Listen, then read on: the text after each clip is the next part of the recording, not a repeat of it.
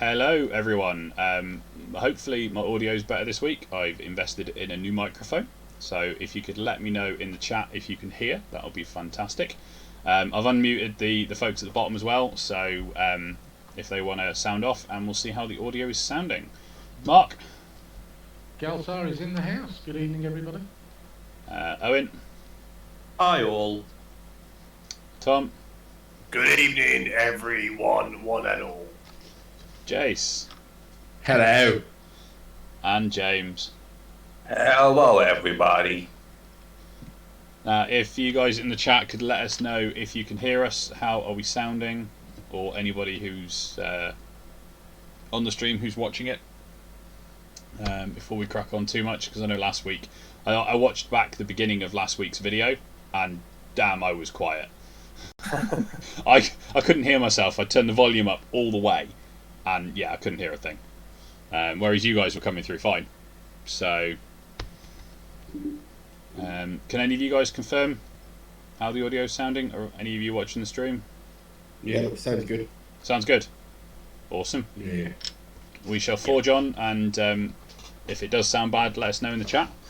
So, with that out of the way, welcome back to the Iron Kingdoms, where our plucky band of adventurers have tackled all sorts of dangers so far. Last session saw us finish the second book of the Witchfire Trilogy, so we'll be carrying on from there this week. But before we get cracking, a few announcements. We've got Nerdkind. I'm assuming she's in no Nerdkind? Not tonight, no. Not tonight. Sorry. Have we got She's So Nerdy and Jimferno? Are they working, Tom?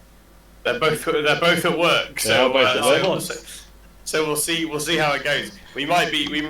What we have me signed in mod view. That's what we have. So awesome. Everyone be good, because I'm not very good at it, but we'll do our best. Awesome. And I have a slight announcement on my end as well. Yeah, go for it.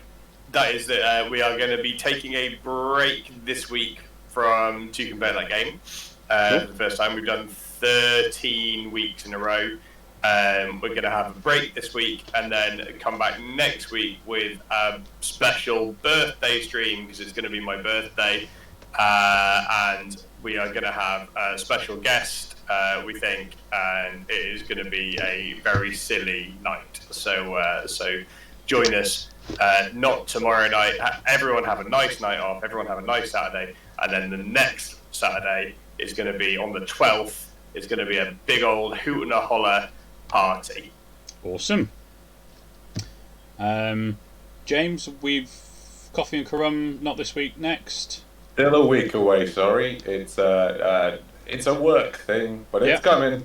No worries. So we're the only stream for this week then. How exciting. Yeah. Cool. Everybody gets the rest of the weekend off from streaming. I mean, there's still work. Oh, yes, there is.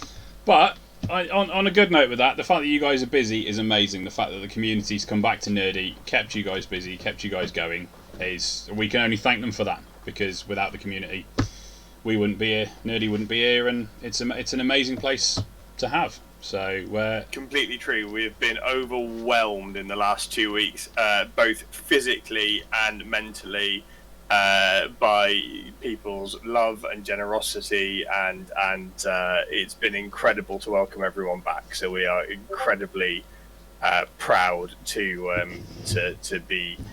be here and to have all that going again. So thank you to anyone that's dropped in and seen us. It's been incredible to see you all. So thank you. Awesome. So I think that's notices then. Wicked. Well, I'll do a little recap and then we'll dive right in. So for those just joining us, I'll do a very quick recap right from the very beginning, shall we? Seeing as we're diving into sort of potentially the last big sections. The group arrived in Corvus. Must have been probably only a week and a half ago in game time. It's been a busy week and a half. It has. been trying to keep track of time. So about a week and a half ago, in game time from the end of the last session, they arrived in Corvus and were asked to investigate some grave robberies.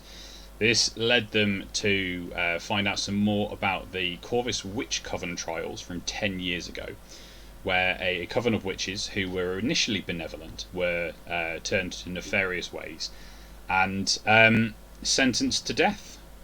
Those witches were, one of which was the mother of a young girl who the party met in the Cathedral of Morrow, Alexia Chiano.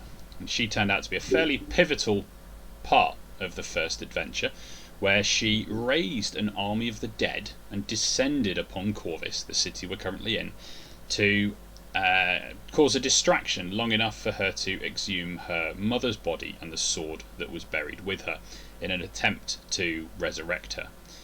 The party then headed off into the wilderness surrounding Corvus, looking for the temple, a Cirrus temple that Alexia had been researching, where she thought she might be able to resurrect her mother. This temple only opens for one day every 13 years, and the stars aligned, and the party arrived just as the temple opened. Proceeding through the temple, facing all manner of peril within, they found a friendly party member in Galtar, a dwarven engineer who was disillusioned with his time in the temple and wanted out. So he offered the party his expertise in exchange for getting him safely out of the temple. Working their way through more, unfortunately, plucky little Arwen got himself trapped, disappeared through a hole in the floor, and that was the last the party has seen of him as they were going through. Our band of adventurers, they got to the top floor. They found Alexia just as she was getting to the climax of her procedure to try and resurrect her mother, and they stopped her just in time. But in the process, Alexia fell from the top of the shaft deep down into we do not know where. Recovering the Witchfire sword and heading back to Corvus, the party were met on their way back to Corvus by various riverboats heading out, where they were told that the exiled ex-king of Signar had returned, and he had taken over Corvus.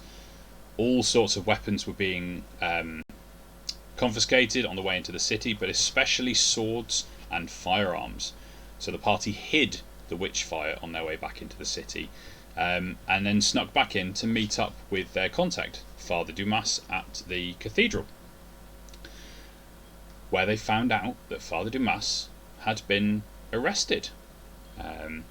They spoke with their other contact, Captain Hellstrom of the City Watch, who informed them that the city was under not quite martial law, but it was trying to be. There aren't quite enough forces really to enact martial law at this point. But the old king had returned with his secret police, the Inquisition, who were locking down the city and had arrested and locked up Father Dumas. Hellstrom recommended that they break Father Dumas out of his cell rather quickly, and that's exactly what the party did. The end of last session saw them break Father Dumas out, secrete him away in the upper stories of a shop called Kurgan's Goods and Wares, run by a boisterous ex-naval captain called Kurgan, who apparently is an old friend of Father Dumas. Not that you'd think it, looking at the two of them. One gentle clergyman, the other one big, burly, ex-naval captain. The party headed back to their... decided that they should probably get the Witchfire into the city, and Father Dumas left them some instructions to hide it away and how to best cover its magics. But in the process, they headed out to the area where they decided to hide the Witchfire, which happened to be the Eastern Boneyard. Now, a little-known property of the Witchfire sword is, regardless of whether it's controlled or not, it attempts to raise the dead around it. So arriving back to the hideaway site, they found it covered in shambling undead. Swiftly dealt with, the Witchfire was smuggled back into the city and has been interred inside the crypts underneath the Church of Morrow, which, as far as the rest of the city know, was sealed centuries ago. The party and Alexia are the only people who've been down there in the last 2 centuries. So, with any luck, it will stay safe, it will stay hidden, and it is shielded from its necromantic energies are shielded from the outside. At this point, we join the party a week after that occurrence, where they have attempted to sort of exist within the city, but the city has, over the past week, slowly become tighter and tighter and tighter and harder to move around without constant watch from Inquisition patrols, city guard. Almost every single city watch patrol has an Inquisitor of some description with them. You were told by Captain Hellstrom that there is a pocket of the guard who are loyal to him and who oppose the regime but are staying in as sort of sleeper agents. You can't identify them by sight, only by the communication you were given by Captain Hellstrom. Does anyone remember what that was? Nope, 5 blank faces. It was a whistle. It was a particular whistle tone to make that they would understand that you were with them, but to be careful not to use it too much in case it gets discovered. So Is it a whistle that we make with our mouths? Yes. Good. Solids can't whistle. Is he famous for that? Whistle. He's it's not that. He's got a really big underbite, so it's really hard to get his lips close enough together to do it. And so for the past week, the party have been dipping in and out of their safe house, making trips around the city to attempt to resupply themselves and get the lay of the land and see what is going on in the city. As such, some of them have picked up armour commissions that they'd previously made. They've had the chance to restock their ammunition. It's hard to find ammunition, but it's not been impossible. However, since last session, I've got the updated version of the setting book, which has a slightly different way of doing equipment, or doing ammunition. And now, instead of having just bullets as an item, we now have light rounds and heavy rounds. So, for information, for those that wish to buy ammunition, you buy packs of 5 of either light or heavy rounds, and they have 2 gold pieces for 5 light rounds and 3 gold pieces for 5 heavy rounds. You can probably get each 30 rounds, mix and match between the two, however much you want. But for those that are unaware, that I found out from Solix's sheet, he's got 100 heavy rounds in his possession that he bought when he bought his cannon shield, which is currently has been confiscated. So if Solix is feeling kind, there is an armament of 100 heavy rounds available. Well, I was just going to throw them at people. You do just as much good as you did shooting that cannon shield. Probably more. Yeah, laddie, again. If anyone would like rounds, I've got them, and they're available for only 3 gold for 5. No, yeah, that's fine. I can share them. That sounds lovely. In fact, I don't need them at all. So if you guys want to have, I don't know if you guys want 30 each of those of you that shoot things. Yeah. I mean, I'm. Sorry, go on. And then I'll hold them. And then I'll hold on to the others. I'll just be an ammo store. I mean, I've got 15 already, so I was only going to cop up to 30 myself anyway. Great. Yeah. I'll take 10. If that's I'll take 30, lad. Thank you very much. So hold on, quick math. So we've got 30 gone one way, then 10, then 15. So that's 55. 55. Yeah. Great. Wicked. So I'm rocking 45 left over, just in case anyone needs them. Remember that when you're running out of ammo later. Awesome. Give us a shout. Will do. So it makes it 4D bardic inspiration. I give for those tuning in for not the first time as well, you might notice a few differences in how things are a little bit more automated. I had a bit of a play with some API scripts in Roll20 and plumped up to a Pro Roll20 package so we could get some more fun stuff going. We've got automated ammo tracking. We've got automated spell slot tracking. We've got James's funky wild shape automation, which is great. It switches Phineas's character or token out and replaces it in the turn order as well. And we've got a funky new way of doing combat. So hopefully all of that's going to come up, and I get to show off to the players how that works. But Warlock. what was the Warlock. Let me just turn off my notifications. I think that makes us ready to go. Did anybody else want to try and grab... Yes, James? I was just wondering in this last week if I found any information on training Razorbats and if I could have set up a small cage at the HQ to keep them. You can have definitely set up a small cage. You can have picked up something like that from Captain Kurgan's nice and easily. Cool. As far as actually getting anything, any books, you found out that the university was probably the best bet. But during the week, you found that the Inquisition have been very heavily concentrated over at the university, and you've not had a chance really to get in. You have, however, seen smoke pouring up from the university on some of your little trips over there to see if you could get in. Okay. So it doesn't look great, but yeah. Well, cool. I'm just very much keeping them alive and teaching them Druidic. Yeah, awesome.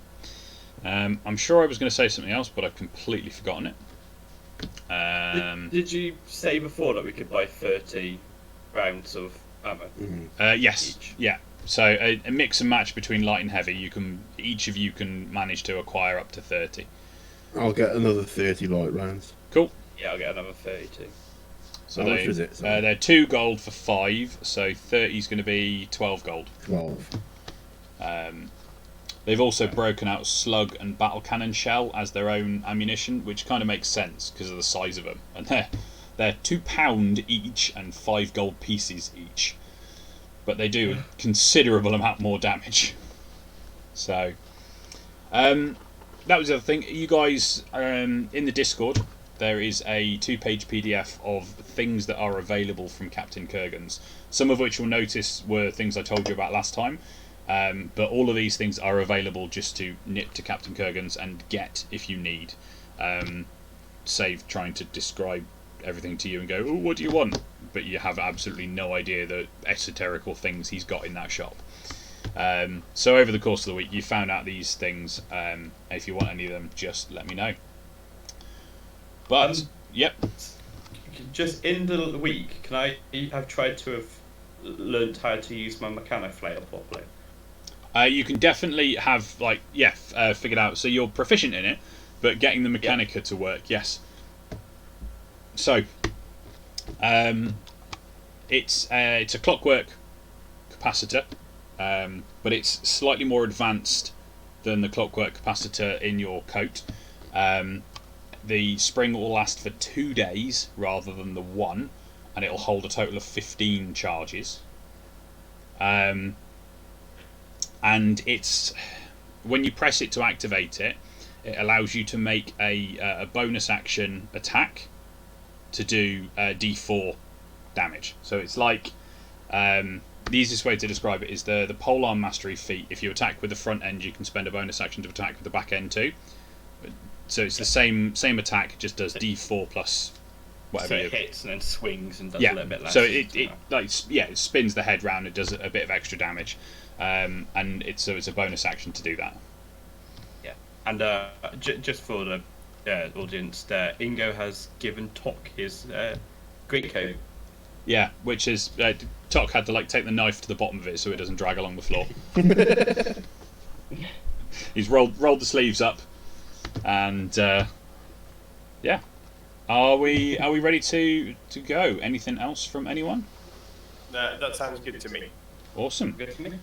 So a week has passed. You're getting ready to make a little excursion out into the city, and all of a sudden the door swings open. You look up, and then you look down a bit, and standing in the doorway is an incredibly dishevelled, dirty, mucky, soaking wet Arwen. What the hell happened? 1 minute stood in a room, next minute floor disappears, I find myself in a cell. I think, not a problem, fellow gobber. At least one of them's going to come and find me. So I sit there patiently until I'm taken out to be questioned and realise that no one's coming. And then I hear some gong going off, and the next thing I know, I'm running for my life. Seriously, guys, I thought you got my back. Who are you? Who's the little guy? Yeah. Sort of scrapes them up. It's Arwen. Arwen. You remember? Arwen? Ah. And who's that fella? Hey, buddy. Uh, You okay? You made it back all right? no thanks to you, lot. Oh, well, we were very busy. We'll be honest, all signs pointed to you were dead. There was like a big guy, big robot bloke. We just like we had a little not burial, but like a little remembrance thing for you, didn't we, guys? Yeah, I don't remember that. You were a snake. Yes, this was a snake. Snakes are famous for having short memories. That is fair. It's very true. I'm just going to say, I'm a little disappointed in Solix. I thought Solix would come and got me. I mean, it was only a door between me and freedom. I mean, you're good at doors. Solix is going to lift up his stump, which is mostly grown back now. It has. But surely in a week. Am I at this point? Do I have a baby hand? Is that So you've got a hand. It works. It's not as strong. It's not as big and muscly as the other side. It's capable of holding your shield. Yeah. But yeah, it's certainly not the big muscly burly arm that it used to be. Yeah. For those that missed that, Solix selflessly headed off a set of guard reinforcements last session and reappeared at the end of the session minus his shiny battle axe, shield, and half an arm. Fortunately, Trollkin do regenerate and they do grow these arms back. And we're Starfish. yes. I'm going to nod, but I'm going to turn and look at Tok and just go, what happened, brother? I thought you were dead.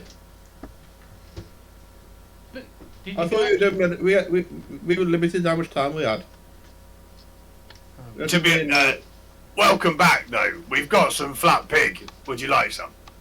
You look like you could. You look like you could do with it.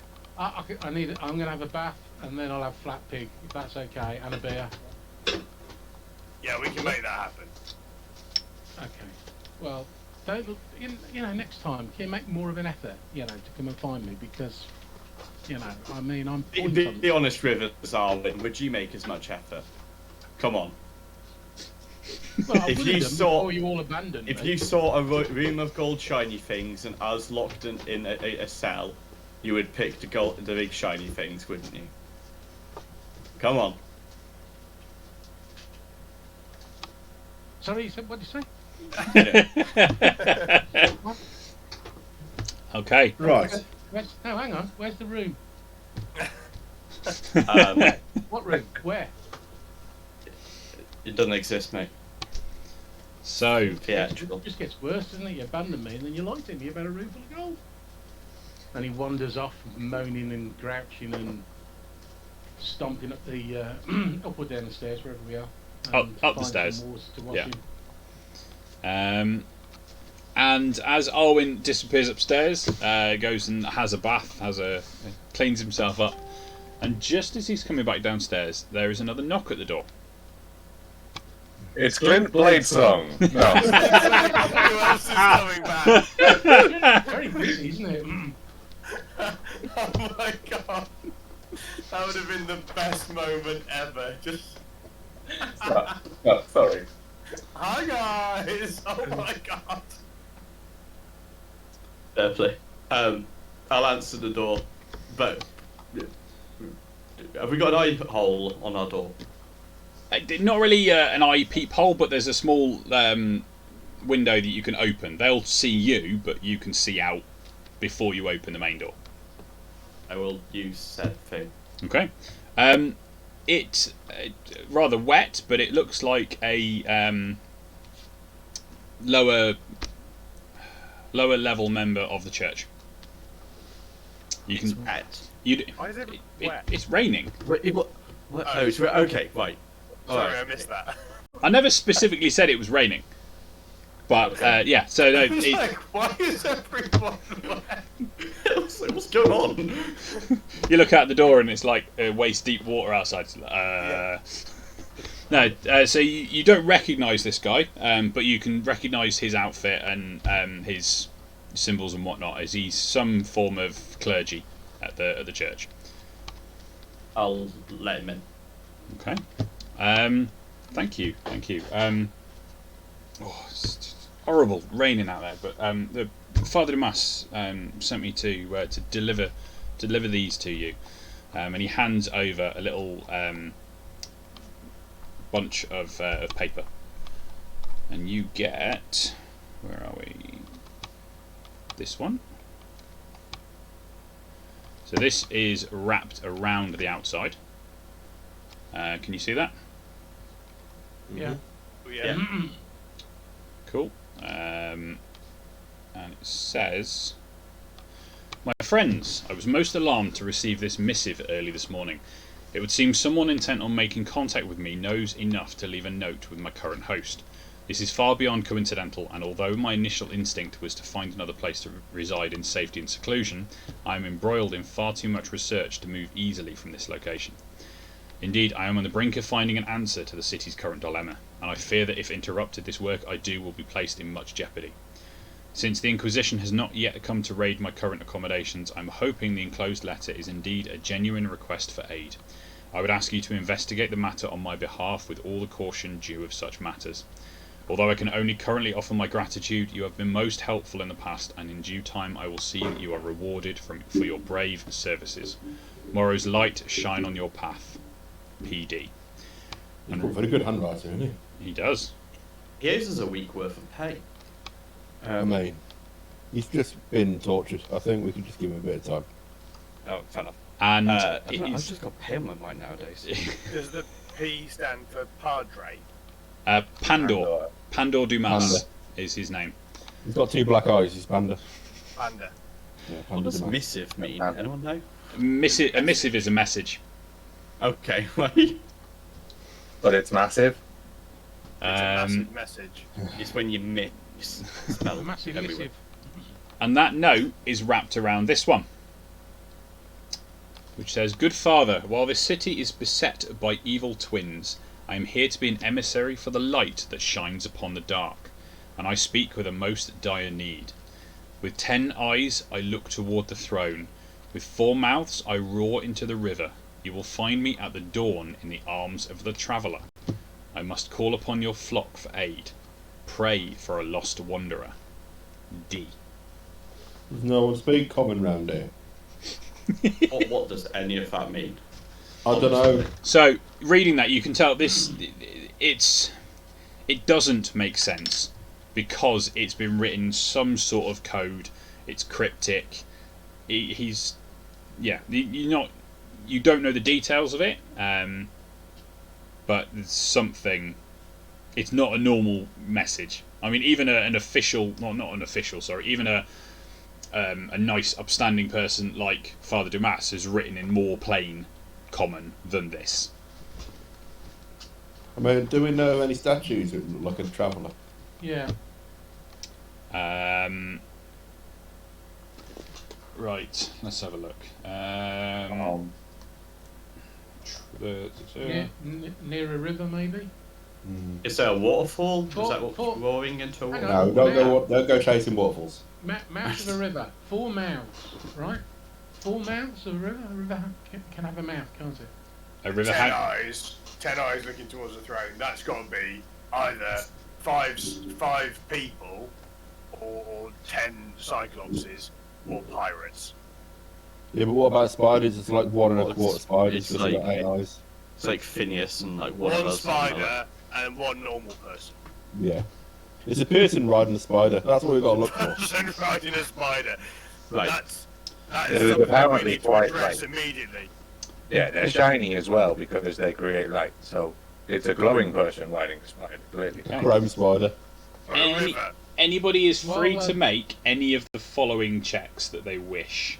Why aren't we getting anywhere near with what we're with our guess? With our ramblings. It's more no. Your ideas are there. I'm not going to confirm anything. No. But no, the Well, idea is good. I like the ideas. So I've got to convert these from 3.5. So Arcana. Anyone can roll Arcana if they wish. Engineering. So that's going to be like a stone cunning thing, Mark. That kind on Galtar. Or straight up intelligence if you wish. Perhaps my outstanding insight might be able to bring something to it. Your There's famous inside. history is another option. Um, But Or not insight. no, insight won't help you. Or if you do have something that I'm not aware of that you think might help you, unfortunately insight is not one of them, then yeah, put an idea forward and I will let you know if you can roll it. Throughout his years, Ingo has read mental notes like this that fans have sent him that he's trying deciphered, and using his skill as a performer, he's deciphered them. Nice try, but no.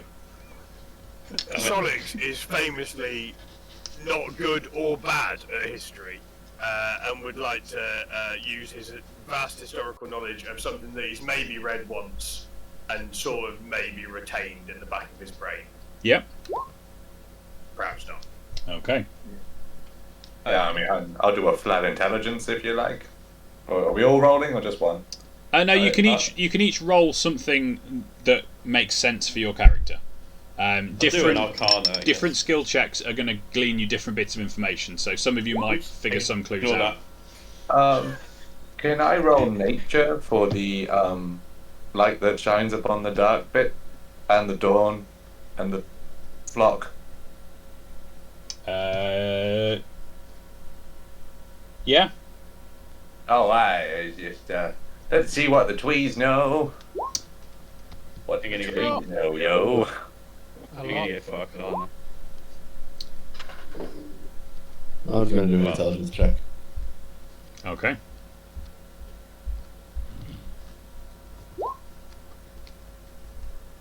I thought much. It's a hard riddle. Galtar's got stone cunning. What does stone cunning do? It's.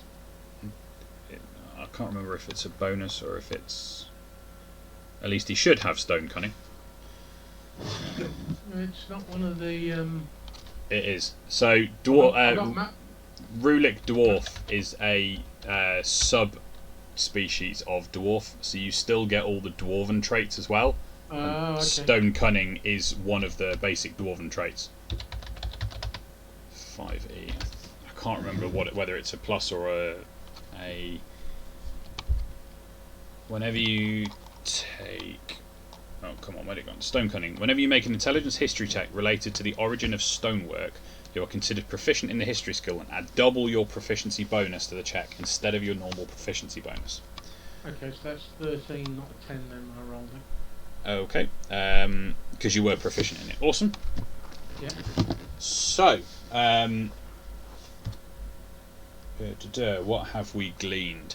With the light that shines upon the dark, Phineas, you relate this to various human organisations that have formed over the years to fight against the evils of the world. Okay. You know of, by reputation, the latest incarnation of this is the Order of the Illumination. It's a Morrowan organisation that fights against Infernals, which you know as a summoner are quite a threat and a danger of summoning. So yeah, you know that this could well refer to the Order of Illumination. Okay. Which is, the organisation itself is a good organisation. It's not evil. It does the work of good. But as with any organisation, there can be bad apples in it. So it's not necessarily 100%, but there's a good chance that this is from somebody on the right, on your side of things. Okay. Cool. Cool. I relay that. So, Galtar, your history check. You've heard of this particular bridge in question that you identify from a couple of these clues. The 10 eyes I look towards the throne, and with 4 mouths I roar into the river. The Black River Bridge has 5 statues which all look south. Now, south in Signar is Caspia, which is the capital city of Signar. So 5 statues with 10 eyes looking south is 10 eyes looking towards the throne. There are also 4 huge cannons, river defence cannons, on this bridge. And you've heard through various things, even like this city is old, so even well before you were interred in the temple, you've heard the legends, you've heard the stories of this massive bridge and its formidable defences. So you put those bits together, that the meeting point that this person is pointing you towards with the latter half of the note is somewhere around the Black River Bridge, which, for those that are unaware, that's this one up here. Let me move the note out of the way so that those on the stream can see. It's this bridge up here. And this is the massive bridge, yeah? This is the one that's 2,800 feet long, 160 feet wide, and almost has a town of itself on the bridge. So there are businesses, there are homes, there are all sorts that spread along the edges of the bridge, with about a 60-foot wide walkway up the middle. So yes, your meeting point is somewhere on this bridge. Okay.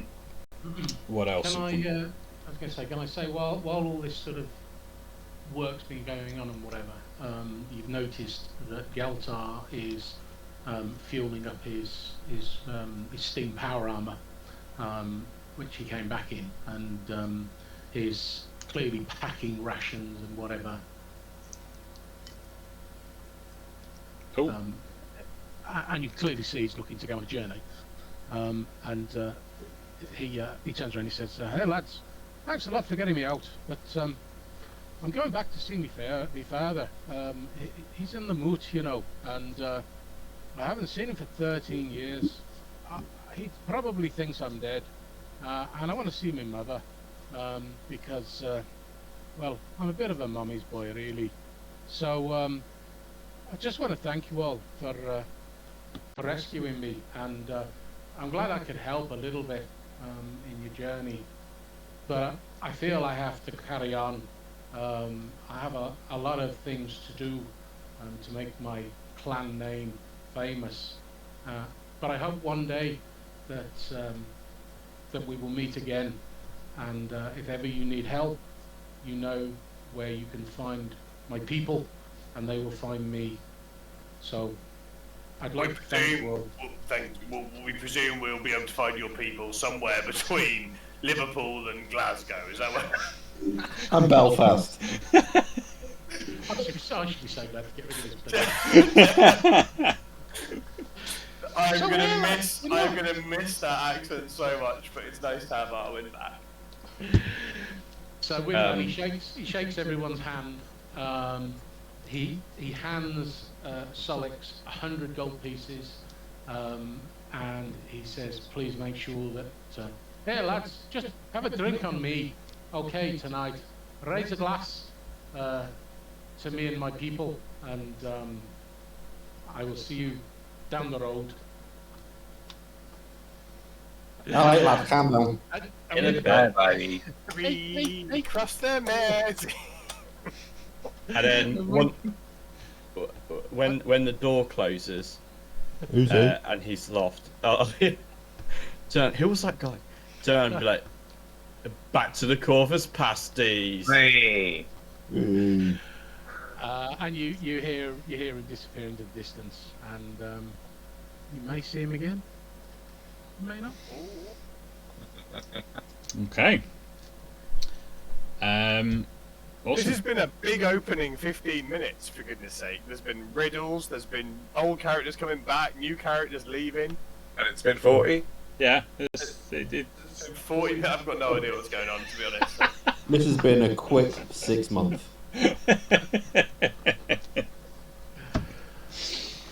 So, Anybody else leaving or anybody else coming in? Anyone new? Well, actually, no. it's just a quite nice. revolving- I've got some bats in a cage now. it's just a revolving door on the front Yeah. building. Who will we play as next week? Ooh. Okay, so you've got some of what you need. You're fairly sure this is from a good-hearted, good organisation person, and Father Dumas is fairly certain that. Hang on, I'm getting an echo. Echo. Okay. It only really works if the echo sounds like me. Oh, Me. I think me it's just- coming from you, James. Let me turn my Yeah, volumes why down a is little that bit. being sensitive all of a sudden? Okay. No, I can still hear it, but it's not too bad. Can anybody else hear an echo? Yeah. But Yes. I can now. Okay. Way. It's not good. Bear with me. Let me see if I can fix it. That should have done something for me. Can't hear it now. Alright. It's gone. I think. Maybe. maybe. Let's push on, and if it becomes a problem, we'll do more to try and fix it.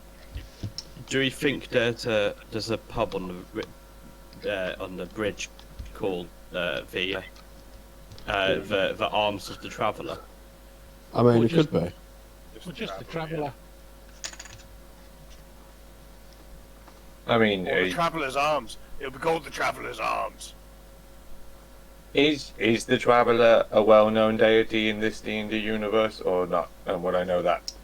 No, it's not, and you would know that. Yes, you would know that the major players, deity-wise, you've got Morrow and his twin sister Thamar. Morrow being the state religion of Signar, and Thamar being linked to cults and necromancy and things like that. So more. Oh, the twins. I get that now. Okay, Yeah. good. And then you've got Menoth, who is the lawgiver, the creator, as they're called. I believe one of the original gods. Morrow and Thamar are later, but at this point in time, in the timeline, worship of Menoth is sort of frowned upon in Signar. So yeah, there's no like minor deities, like smaller pantheons or anything like that that might be a traveller. So yeah, you've narrowed this down to the Black River Bridge. You've got an idea that it could be a pub or a tavern called the Traveller's Arms or something like that. Anything else? I mean, got plenty of supplies. That's what time of day is it? It's waning. It's kind of late morning at this point. By the time Arwen arrived early morning, by the time he's got cleaned up and you've started deciphering this message, it's probably late morning, getting on for midday. From As an apology, I give Arwen a collapsible ladder, which means I can actually move around. You'll notice more than me, you sneaky so and so. How long will it take to get to the bridge from where we are? Depends on how direct you take things. Bearing in mind you've got checkpoints and patrols. You can move around circuitously and probably take 2-3 hours, or you could take a direct route and probably get there in about an hour, but potentially suffer a patrol or attention. Yeah, you've figured out that moving around the city, you don't attract as much attention if you're not tooled up. So you've figured out on little supply runs and things, just leaving most of your big heavy weaponry and quite often your armour behind has been a good way of avoiding confrontations. Anytime you've stepped out in armour or weapons, you've noticed lots more looks and patrols stopping you and checking your business and things like that.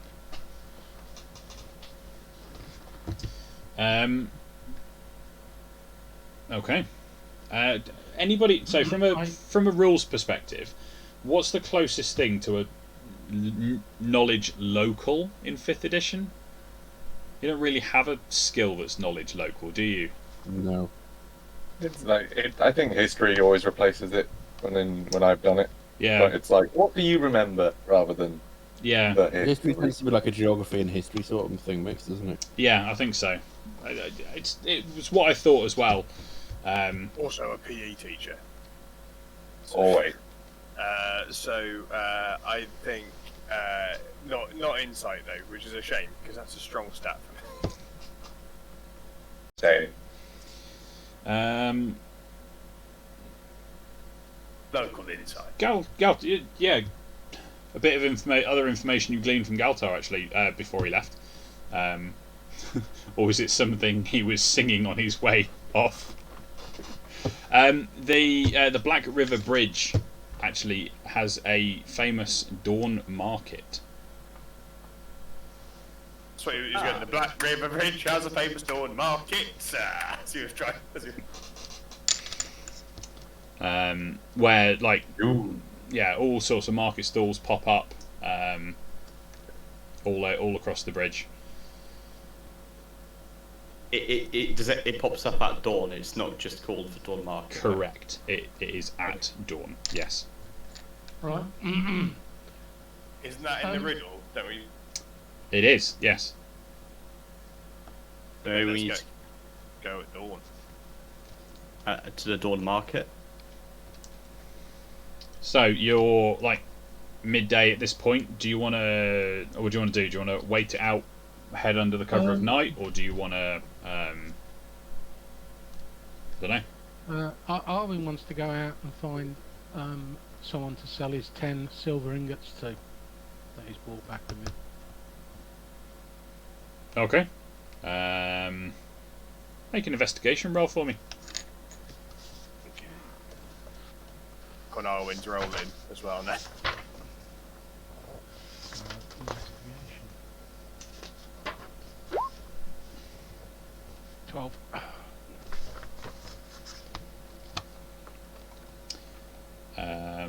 Bear with me while I check something.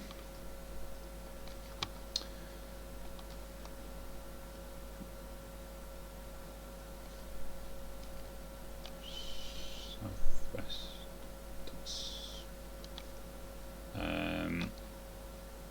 Southwest.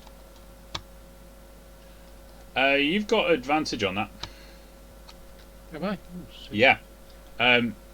So, just a point of note, Arwen, you're in the southwest of the city at the moment. That may ring a bell from your background. Yes. Yeah, absolutely. Southwest.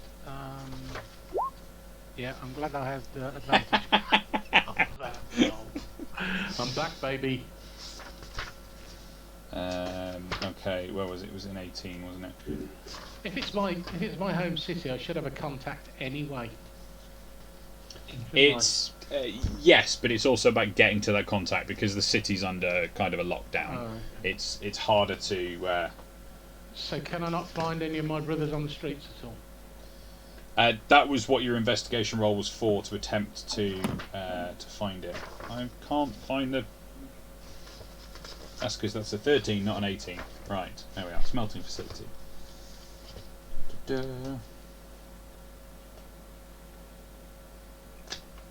You do get in contact with some minor players, not the higher up fences that you were aiming to get to.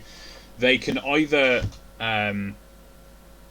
take them off your hands and move them themselves, or they can get word to the fences that you've got gear to shift. So you can either sell off now at what would probably be a reduced price, or hold off and. I've got silver ingots and I've got gold buttons, so I'm going to hold off. I want them to pass a message on.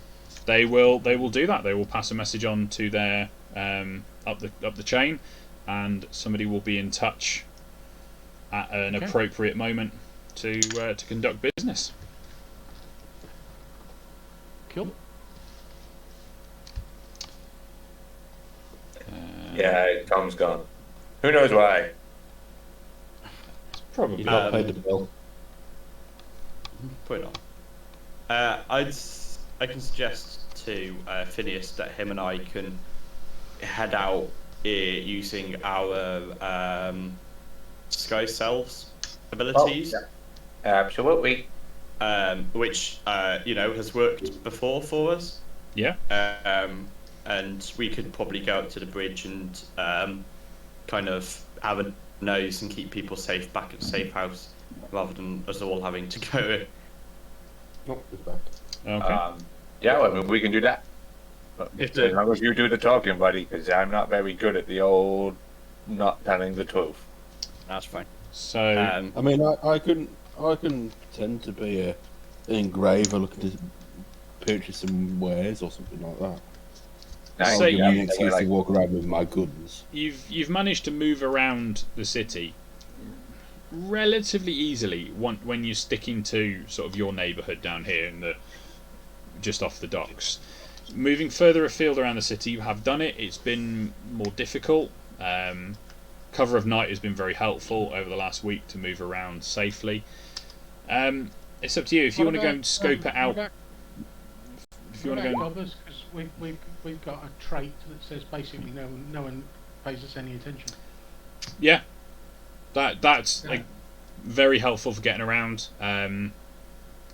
Certain areas they do pay attention, but the vast majority of the time they look like you're running underfoot. And yeah, if some of you want to go and scope it out earlier, figure out exactly where you're going, rather than waiting for night time and trying to find a pub in the dark in the middle of the night, that's perfectly fine. Yeah, let's go scope it out. Awesome. So we'll disguise ourselves, shall we? So you guys are disguising. Arwen, you going with them, just following along? I'm actually going to follow behind them about 50 to 80 feet so that I can check that they are not themselves being spied on or followed or recognised. Yeah. I think. Yeah, no, that's good. Okay, so making your way through the city, have you disguised yourselves as watchmen like you did before, or have you disguised yourselves as just innocuous people who just aren't attention worthy? Totally commoners, man. Yeah. Commoners, I just made yeah. myself work like a slightly shorter version. No, I can be 3 foot shorter. I look like a human for once. Just thought I'd try it out. They draw the least attention. So yeah. They're just two blokes wearing t-shirts saying we're not suspicious. Yeah. On the back it says I'm normal. And then at the bottom it says I'm with stupid in an arrow. Yeah. Yeah. Yeah, pointing the wrong way though. Okay, so you get to the Black River Bridge. Again, as we said, it's massive. I will flick you guys onto the bridge map. I think I've shown you this one before. So, the stream is now on it. If we zoom right in, we can see the size of squares. Each one of those squares would hold one person. And now we need to zoom out considerably to even see a third of the bridge. It's big. It's a big bridge. With the Holy scale of what you're currently looking at. You will be approaching from the right hand side of the map from the west bank of it. And yeah, from your deductions, somewhere on this bridge is a tavern called the Traveller's Arms, or some variation of that. How are you doing this? Are you just going to wander up the middle and look? Yeah, Is it- just slightly looking around. Is it quite busy? Yeah, at this time of day, so the market has finished. It's cleared away. There's lots of traffic, but it's also a very big bridge. So there's large pockets where there is nobody, but there is a constant stream of people as well. Yeah, I mean, I guess just We're looking. kind of Well, give it, just look like we're just part of the crowd. Okay. just wending it. That's what we're doing. About a third of the way onto the bridge, you find exactly what you're looking for. You guessed the name perfectly. The Traveller's Arms. However, it's not a pub. It's a small shop that from the outside looks to be shuttered. Noticing That's the pricing go. noticing this, you have a little look around the rest of the bridge, and about 1 in every 3 shops on this bridge is also shuttered up.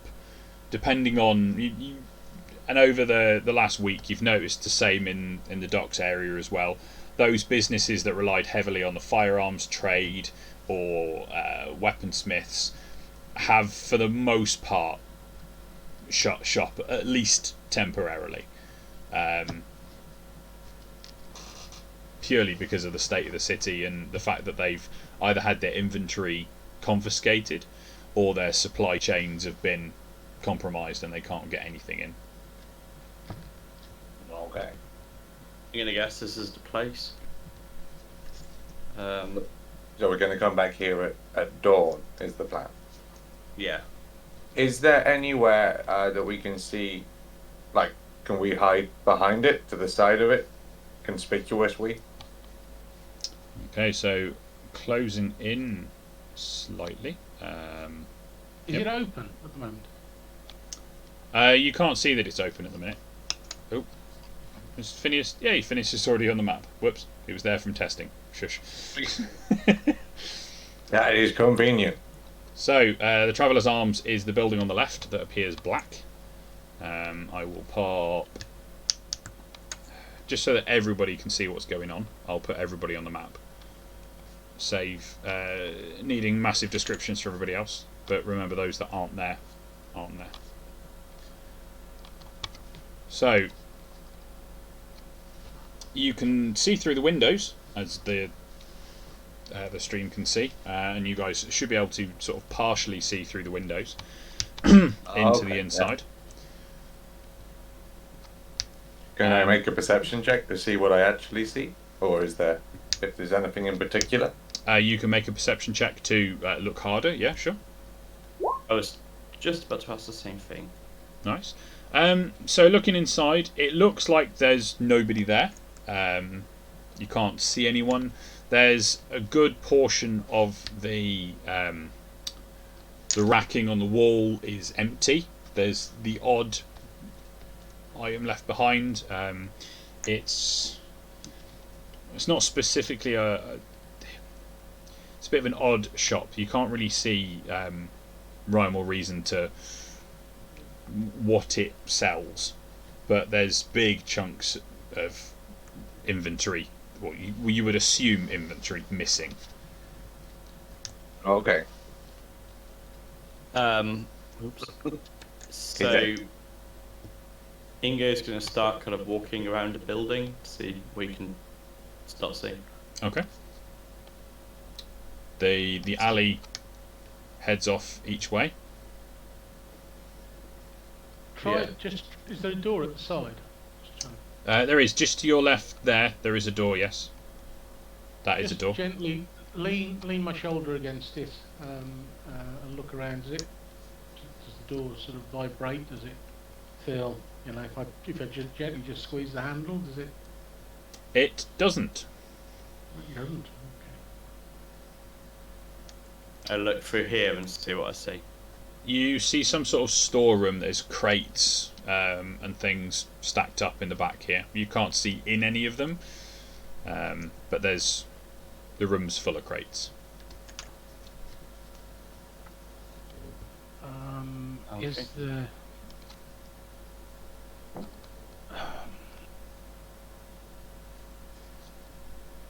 Still more crates, is it? can I? Yeah, you're looking back into the same room that you were just looking Yeah. into. Shall I? Can I see those stairs? Sorry. Sorry, Mark. I was going to say, shall I? If there's no one around, shall I see if I can pop the lock? I could be lookout. I could totally do that. I am watching for people. Yeah. Okay. Just before I tell you what happens, Ingo, yes, you can see a set of stairs there. Arwen, you attempt to pick the lock. It feels like it's going well. The lock clicks, and just as you're going to turn the handle, the lock relocks itself. Do I assume this is probably protected by some sort of ward or magic? From my experience. Yeah, it's. You may be able to get through it, but it's going to be. It's more than just a mundane lock at this point. Yes. I think it's worth it. I think it's worth it. We may as well come back in the morning. Yeah, I think when it's dawn, when we're supposed to be here. Okie dokie. I've had a wander around and there's not much going on in this place, so yeah, it feels like we're supposed to be coming back when we've been told to, for anything to happen here. Arwen says, right, who's buying the drinks? I'll get them for free, don't worry. Okay. So you guys heading off? Flat pig and beer. Flat pig and beer, Solix, let's go. Oh, yes, please. Yeah, back to HQ, and then Back to I H- guess we wait until morning. Or Yeah. drink heavily into the night. Are you going to drink heavily overnight, or are you going to have an early night and get up early? Probably the other one. Not Have a- the have a drinking couple of- one. A couple of drinks while we're waiting the day and some food, like sensible adults, and then we'll You get assuming we're going to go to bed? Well, yeah. That was I the am. question. Are you going to bed? There's people who've spent spell slots, so Yeah, I want to take a long rest just to get one spell slot back. Yeah, why not? okay. And then those that haven't been out and done stuff kind of rested anyway. Could me and Stolix go to a local inn and see if we can get a barrel to put in the house? And we can do some home drinking. A barrel of ale for the house. Yeah. Yeah. You can ask. I will certainly try, and I will buy it as a gift to everybody. I Okay. will help you carry it if required. Yes, I I'll- think that yes. was the point. Oh, I see. I see. I thought I you have were a going to carrying push it cap- along and I was going to be there for moral support. I have a carrying capacity of about the same as a small child. So what? Yeah, I'd like to go to have a chat with an innkeeper, the local inn to the Lawhound HQ, and I'd like to go and see if I can get some ale. Okay. So nearby you're not in the docks district, but that would be the closest place to go for a watering hole. Rowdy establishment. You just want to buy a barrel of beer? You're Yeah. just gonna okay. A barrel of beer and a couple of flagons. Unfortunately, with stocks low, I can't really afford to sell you one at the minute because I'm happy to pay a premium. even that though, if I run out, the patrons are going to go elsewhere. I need to keep the stock just to keep them coming back. Do you have any bottles of wine that you sell or anything like that, or is it all pretty spare? I've got some bottles of port. I mean, that'll do. Yeah, That'll do. And let me know when you stock up again on some beer, and then I might have to put an order in to get a barrel off you. I can order one in for you, definitely. Absolutely, order an extra one in. yeah. I just can't afford to run out for the regular patrons. That's fine. I'm not here to put you out of business. Much appreciated. I'm just here to save your tree outside because our friend, he likes to urinate against trees, and apparently the urination does a lot of damage to the roots. So we're trying to house train him, but it's quite difficult.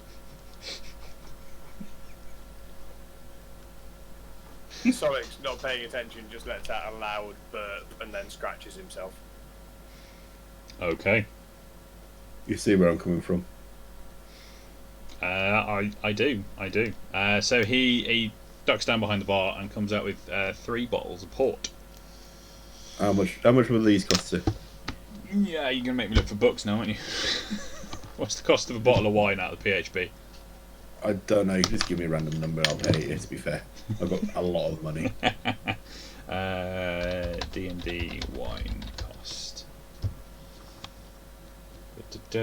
Wine. It's a fine bottle of wine is 10 gold pieces, so 30 gold for 3 bottles of port. I'll give him 5 platinum and say thank you very much. Fantastic. Helping the economy. Much appreciated. I'll go. There you go, guys. Where do I send word when I've got your barrel? Do they know where the law dogs hang? Where, if we said the law dogs? Nope. Your place is completely off the book, and only you and anybody else you've told specifically, and Captain Hellstrom know where it is. If you let Father Damas know that you've got your order in, I'll let him know as well that we're expecting, and he will pass the message on. We're trying to go a bit below the books here. Yeah, Father Damas is in hiding, right? Don't tell Father Damas. Tell what's his face at the shop. Captain Kurgan. Captain Kurgan, yes. Tell Captain Kurgan, and then we will come and collect it from him. Brilliant. I look forward to doing business with you. And if you find Father Damas, tell him to hide harder. Just imagine him hiding behind a curtain. They can't see me. He's behind Tom's curtain. Oh my God. He's there. Get away! I'd love if you just pull that back and there's a random priest behind there. Yeah. Hello. I thought he was going to get pixeled. Pull the curtain back and cat jumps out. Like a face hugger Canadian. Yeah. Right. So you guys settle down for the evening, for the night. Those who wish to have a nap, those who don't, are more than welcome to stay up. And very early morning comes around, a time where you feel you should probably leave to get to the Traveller's Arms in time. Do you all? Who went to sleep? Who went to sleep? I definitely went to sleep. Yeah, you can go with him. Hell of a journey home. Had to sleep. Doc, did you drink it all yourself and stay up overnight, or did you have a? I had a few while I was engraving some bullets, yes. Awesome. So, morning rolls around and you make your way across the city. It's quite easy at this time in the morning. There's a shift change on a lot of the checkpoints. Lots of people moving about. People coming, early risers for the docks. Lots of foot traffic, so it's easy to slip in and out of places. The affairs of the city continue despite the arrival of the Inquisition and the Scorn. As you meander through the main roadway through the Black River Bridge, you see that Dawn Market, with its usual bustle of fishmongers, turnip stalls, and a variety of goods and foods from around the city. As the cry of hawkers and waremongers fills the air, you spot the sign that draws your attention, for those who haven't already seen it. The Traveller's Arms seems to be a shop for used and second-hand weapons, but the storefront, its door and shutters are closed.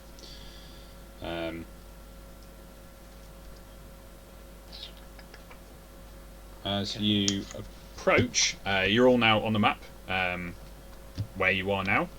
How do you want to proceed?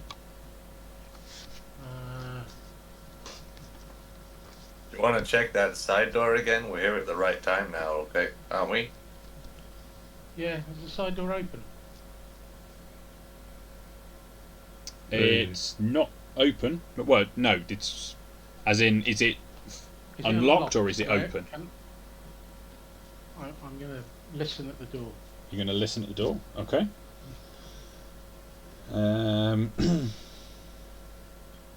Make a perception check.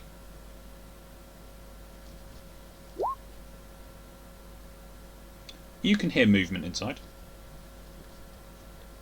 Knock on the door. You're going to knock. Okay. Gonna move forwards before we do. When you knock at the door, somebody in a somewhat nervous voice asks, "What do you have to offer a lost wanderer?" We're a flock. With a flock. Okay.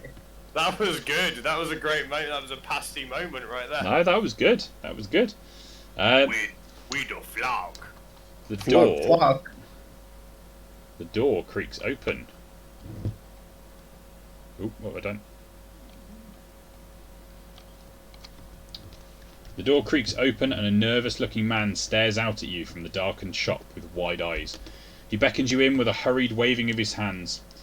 As you step into the gloomy shop, let me move that door out of the way so you can get in. You should all now be able to walk in the door. As you step into the gloomy shop, you take in the surroundings. The Traveller's Arms is a small shop. Upon the walls hang a variety of empty scabbards from hooks. A few glass cases have felt and velvet linings that at one time obviously hoisted a variety of daggers, knives and pistols, but they are currently empty. The man who let you in faces you nervously. "Wait for one moment, please," he stammers. After taking time to lock the front door securely,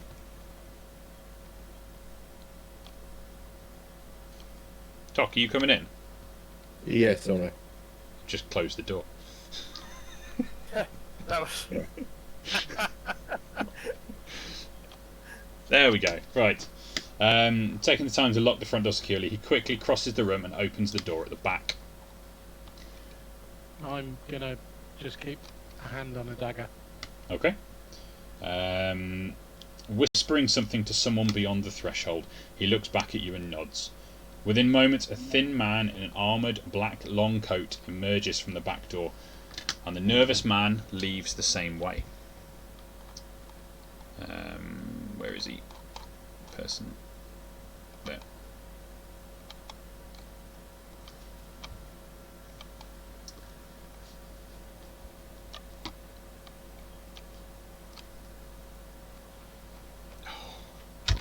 Put him on the dynamic lighting layer again, didn't I?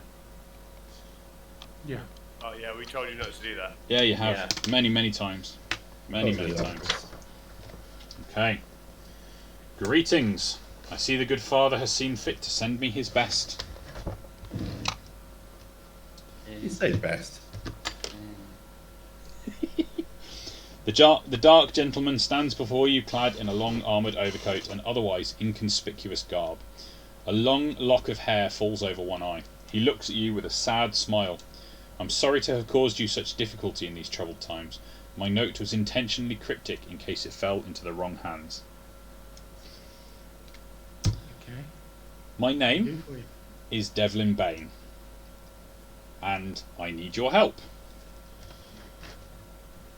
While the Inquisition has been running rampant through the city, arresting suspected political dissidents and persecuting those who could potentially prove troublesome in the future, they have also gone to the trouble of arresting and executing many of those who offended against Vinter Railthorn during his reign over Signar. Based on information I have attained from my sources, Corvus University has been the site of a despicable act of carnage. Numerous faculty, students and staff have been hung by their necks from the campus quad. The act is made even more heinous with the bodies being looted and left to rot in the quad, while the Inquisition ransacks the university and burns the books and records. I fear the Inquisition has gained a key to one of the vaults within the university, and upon discovering the vault they may find a trove of books that could potentially be disastrous in the wrong hands. This repository is secured by a system that can only be opened by a specific enchanted key, usually held by the curator. In order to get there, one must find the key and the vault as well. The vault rests in a concealed location. Although I do not know its exact location, I've heard rumours of the vault being referred to as the Hearth of Wisdom in academic circles. I'm certain the curator would know where it is, but unfortunately the man now hangs from a strong bough in the quad of the university. I'm convinced that clues to the vault's location can be found within the curator's own office, near the library in the east wing of the university manor. Will you go to the university and recover this book and bring it back to me? He throws a simple pouch which clanks to the ground like it's full of coin. Here is merely a fraction of the treasure I can offer you. Can Arwen try and catch it as he throws it? Yeah, make a dex save for me.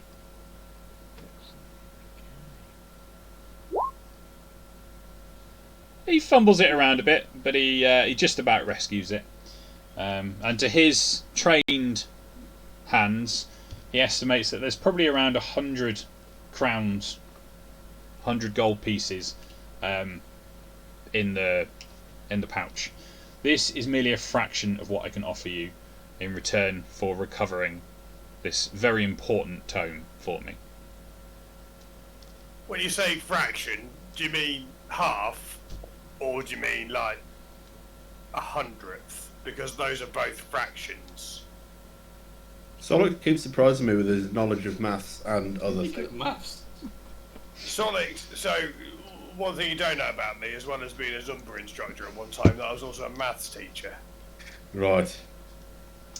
I look at Ingo and then jug the pouch, sort of, jingle the pouch, and then just smile.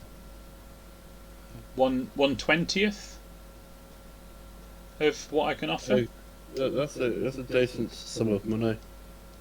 I mean, yeah, I'm going for. I mean, really, I'm just happy to help the father out, and this is helping him out by proxy.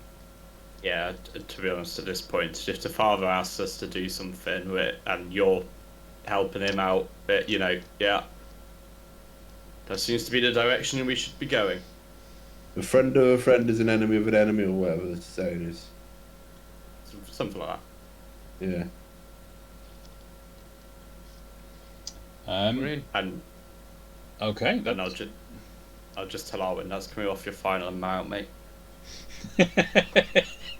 You lot owe me from abandoning me. We owe you naff all night. You flipping do, honest to God, you people got no respect. You just grabbed our pay and put it in your pocket. Anyway, we've got more important things to worry about than that. Alright. Mr. Mann, Devlin, how do you suggest us going about trying to get this book back? What knowledge do you have of the university? I know that half of the university has been burnt to the ground. Fortunately, it's the half, the east wing with the curator's office is currently still standing. But if you wait too long, I don't know how much more the Inquisition are going to do.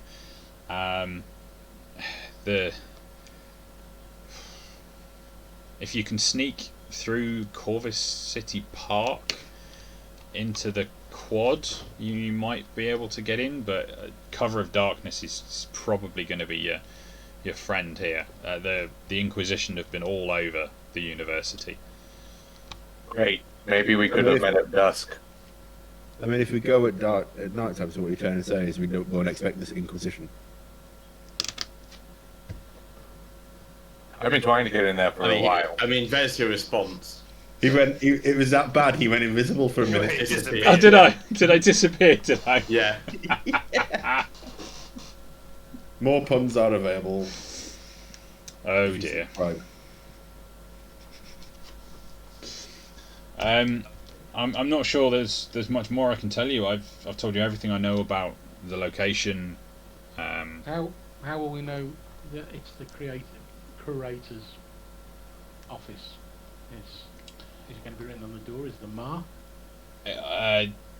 It may well be labelled. His office is bound to be fine.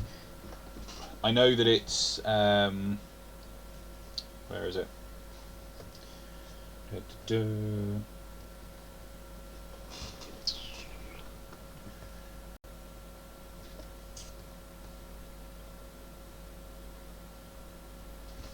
I read it. Why is it when you go and skim something, you can never find something you've previously read and know is there? What's upon the university?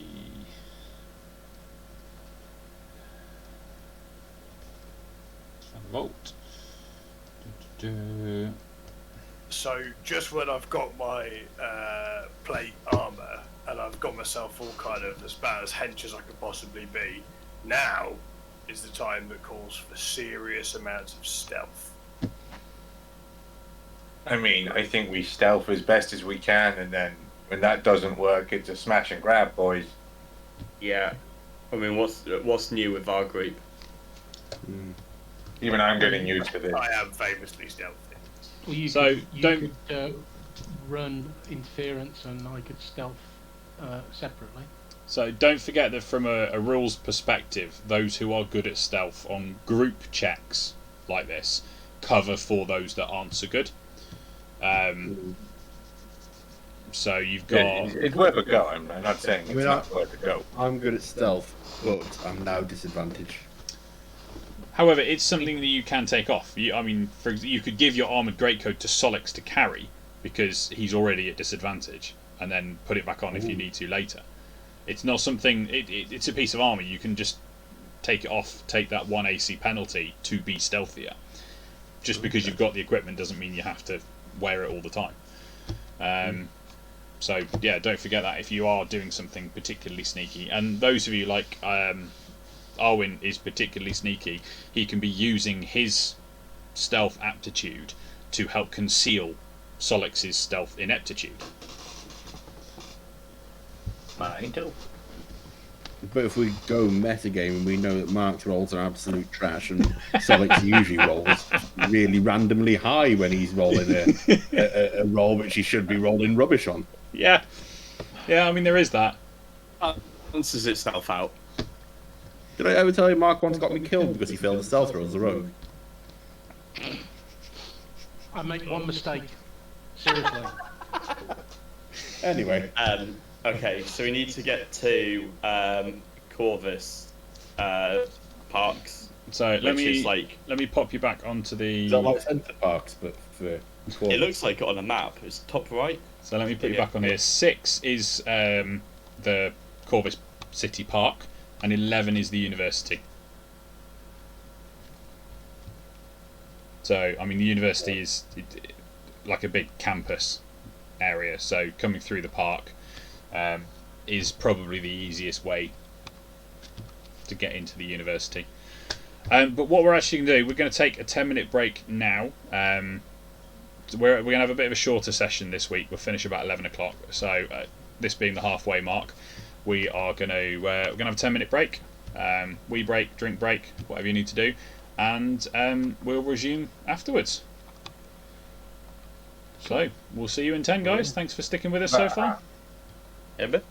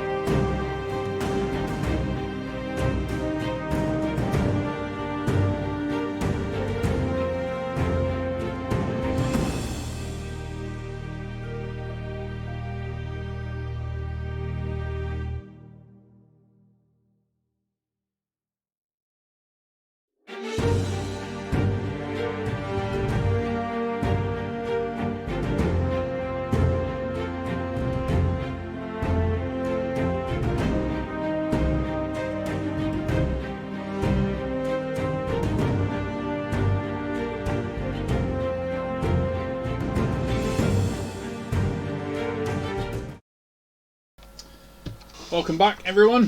Thank you for bearing with us over the break. We will get straight back into things. I shall start by asking the party, what time of day are you heading to the university? Are you telling me Solix has a watch? Well, It's a sundial. no point That's a in the sudden call. diet. No, Solix is just investigating. He's just looking at his wrist. It's getting thicker by the day, mate. Well done. I've been heading there quite regularly, haven't I, throughout the last week?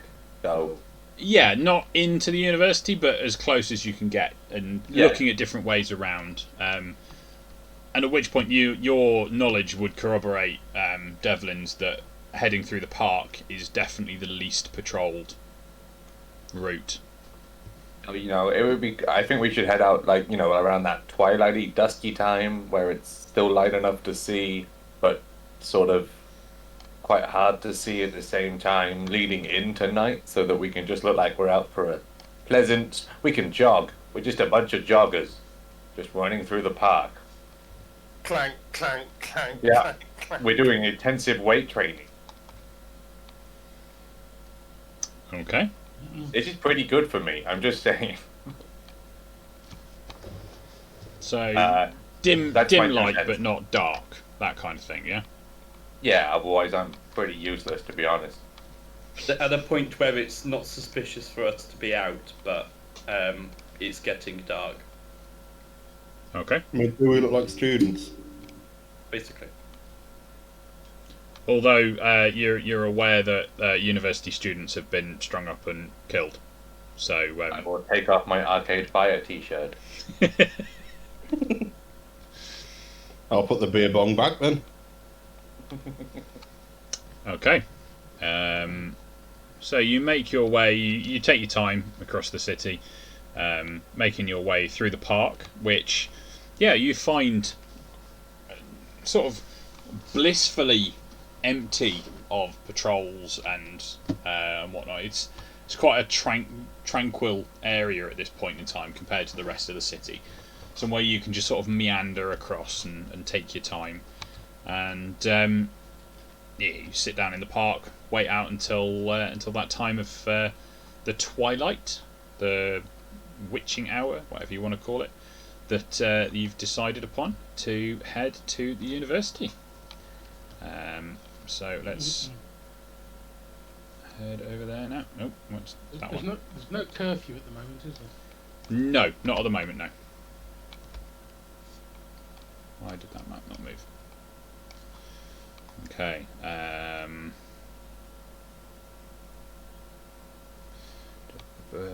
Characters. Player characters. Phineas. Solid. Wrong layer. Told you not to do that. Shush Don't do you. that. Shush you. Quiet you. Okay. So you approach around the end of the these buildings. You've got, I'm going to call it north because otherwise I get confused on the map, but it's actually the east wing, and then that goes round the corner into what would be the south wing. So you've come through the south entrance, which borders onto the park, into the quad. The far side is burnt out rubble. So there are two sides of the quad still in good nick, and two sides that are burnt out. And you were told to head to the eastern side, so that is still intact at the moment. You've the smell in the quad is a disturbing mixture of humid air and the charnel stench of a slaughterhouse.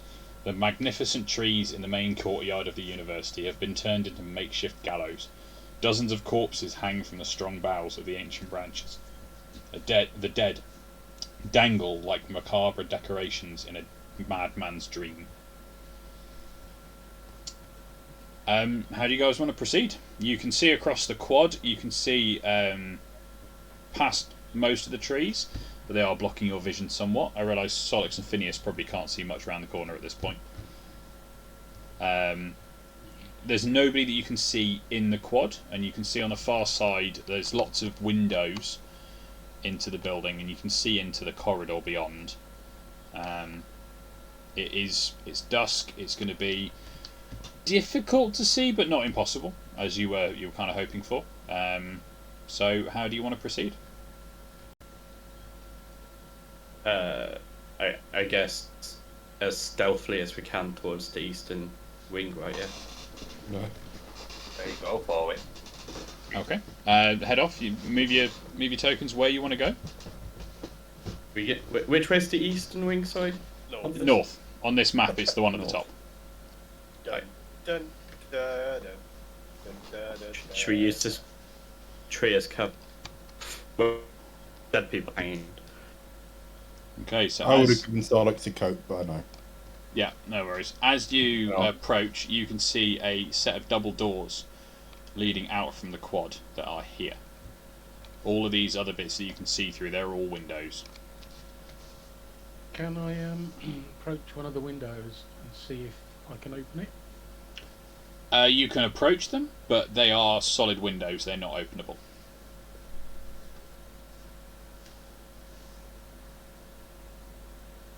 Oh.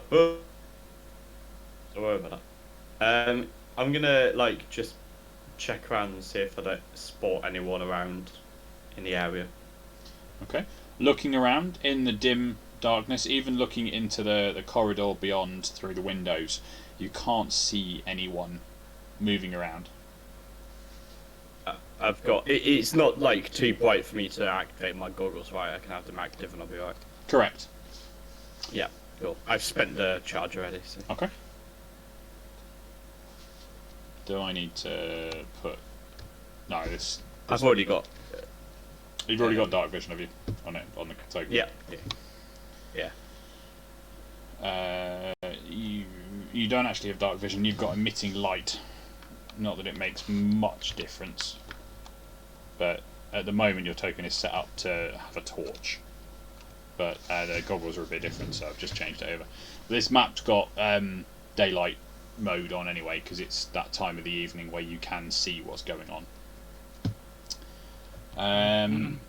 Okay, so you appear to be waiting at the doors. Do you want to try them?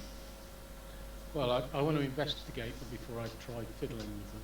Okay, make an investigation check for me.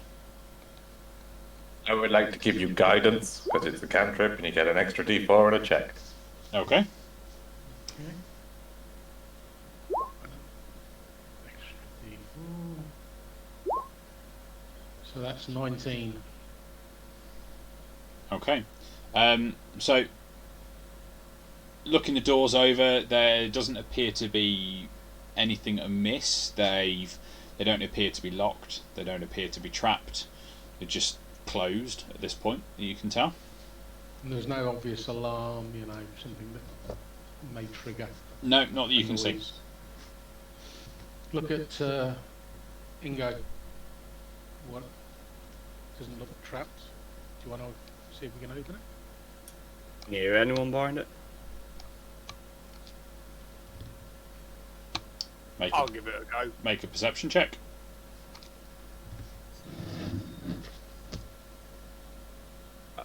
I'll do that, I guess. I'll go up to the door and be like, I wonder if Here, we can have hear some them. guidance. Well, I mean, No need. I'll add this as well. There you go, 27. 27. You can hear movement, but it's distant. It's either through another door or wall, or it's down a corridor some ways away. You can't hear anything like immediately in the corridor that you'd be going into, much like you've not seen anything through the windows. But there's definitely someone within the building itself. Right, I'm going to draw weapons, just ready, because we're not supposed to be here. Okay. And be like, ready up, guys. And then wink at Solix. And door. Solix, Rifle. Solix will nod knowingly and proudly open the door. Okay. Lighting. There is an explosion. You all die. Not again! Another round. We really need to Why stop is Chris exploding handing doors. out blank character sheets? Doors open onto a corridor. Peering through the double doors into the entryway of the east wing, you see a vast hallway tiled with marble and bedecked with the ruins of what was probably once a vast study hall. On the east side, you can see a pair of double doors slightly to your left. Above them is a plaque reading Dolani Lecture Hall. Another door much further to the left bears writing upon the frosted glass windows set within it. The hall stretches to the north and south into the gloom. Right, which way do we think we need to go for this guy's place? So before you step in any further, are you guys moving silently? Are you walking? What's the plan? We're not supposed to be here, are we? So I think it's probably best to try and sneak our way around this area. Okay. Can everybody make stealth checks as you proceed into the building then, please?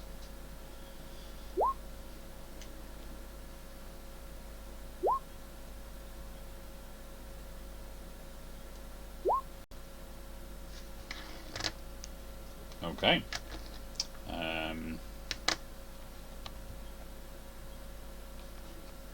My disadvantage, sorry. You are at disadvantage, yes. My mistake. Don't. I'll just roll again. Oh well. Oh. Pots and pans. Okay.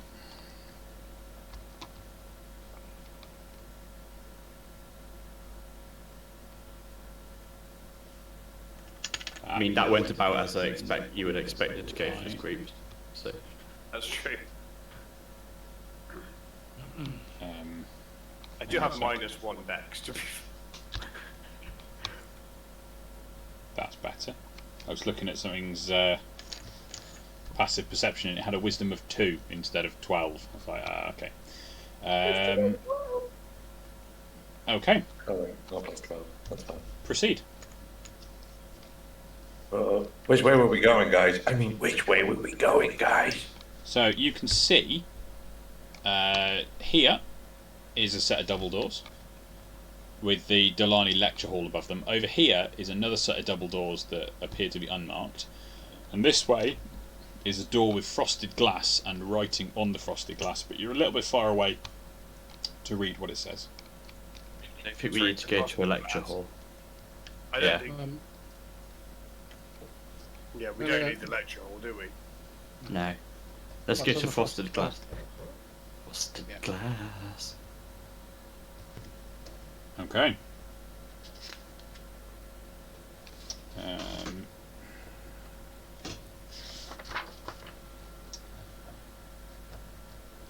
Are you reading the door? Yeah. Yeah. Please, yeah.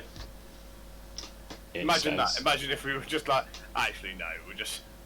We won't read Take it it. in. It'll just barrel it. I never put anything past you lot. To be fair, That's true. I always have to check. So, yeah, the my words aren't working tonight. The frosted glass reads Corvus University Curator's Office. That was a stroke of luck, wasn't it? It was surprisingly easy. Yeah. Ooh, easy. What do you want? How do you want to approach this, Ingo?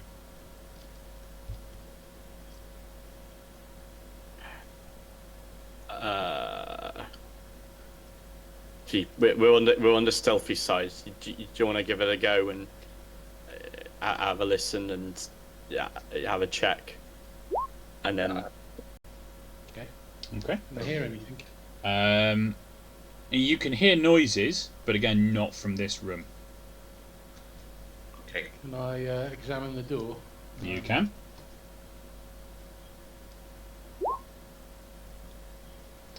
Okay. The door has a good quality lock, but is currently not locked. And there's no obvious signs of trips or Nope. alarms or Nope. noisemakers. Nothing that you can see. let's head in. I'll turn the handle very slowly, listening for any clicks, and push the door or pull the door depending on how it opens. Okay. There is nothing amiss. The door opens into the room. This appears to be the spacious office of the curator himself.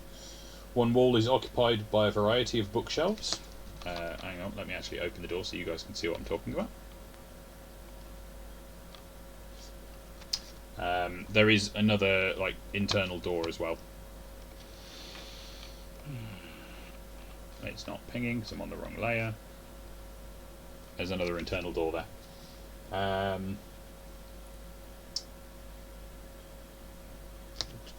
Which doesn't even appear to have a lock on it, just appears to swing.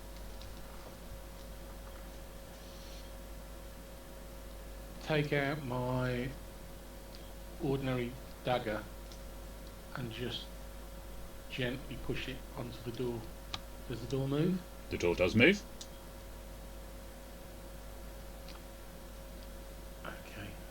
I don't see why there would be a trap on the door. It's the creator's office unless... what do you want to do? Open the door? Do we need to search the room? Yeah, let's have a look in this room first. See if we can find. We're looking for a key, right? So this So- room appears to be like the reception. Like you'd have okay. an assistant or a PA sat out here at a desk with the entrance into the curator's office proper is just this swing door. I mean, you Okay, can have a look around if done. you want, but everything appears to have been ransacked already. Go on, head on in, Arwen. So Arwen Yeah. is pushing the next door open. Yeah. Just discreet to start with to have a look. Yeah, and listening. You can hear the distant sound of movement, but not immediately within the next room. You can see this is the office proper. One wall is occupied by a variety of bookshelves once filled with tomes of undoubted value. The other wall holds ruined portraits of past curators. The eastern wall has a large fireplace with an inscription above it. The desk appears to have been searched thoroughly and the bookshelves are empty. Their contents were most likely fuel for the fires that once burned out in the quad. So if the vault is a secret vault and holds books of high value, the key's just not going to be hanging on a peg, is it? It's going to be hidden somewhere. So we all need to search for hidden drawers, hidden areas inside the fireplace. I was going to say, if video games have taught me anything, I need to check the fireplace. Yeah. Look for suspicious cats as well. Okay. Anybody searching? Let's have perception. I'm still outside. I'm just keeping an eye on the hallways, keeping a check on that other movement. Yep. Oh, shouldn't have been at advantage. Good job, it was 216. It's alright. Anytime you roll with advantage or what not, and you weren't supposed to, we just take the first roll regardless. Yeah.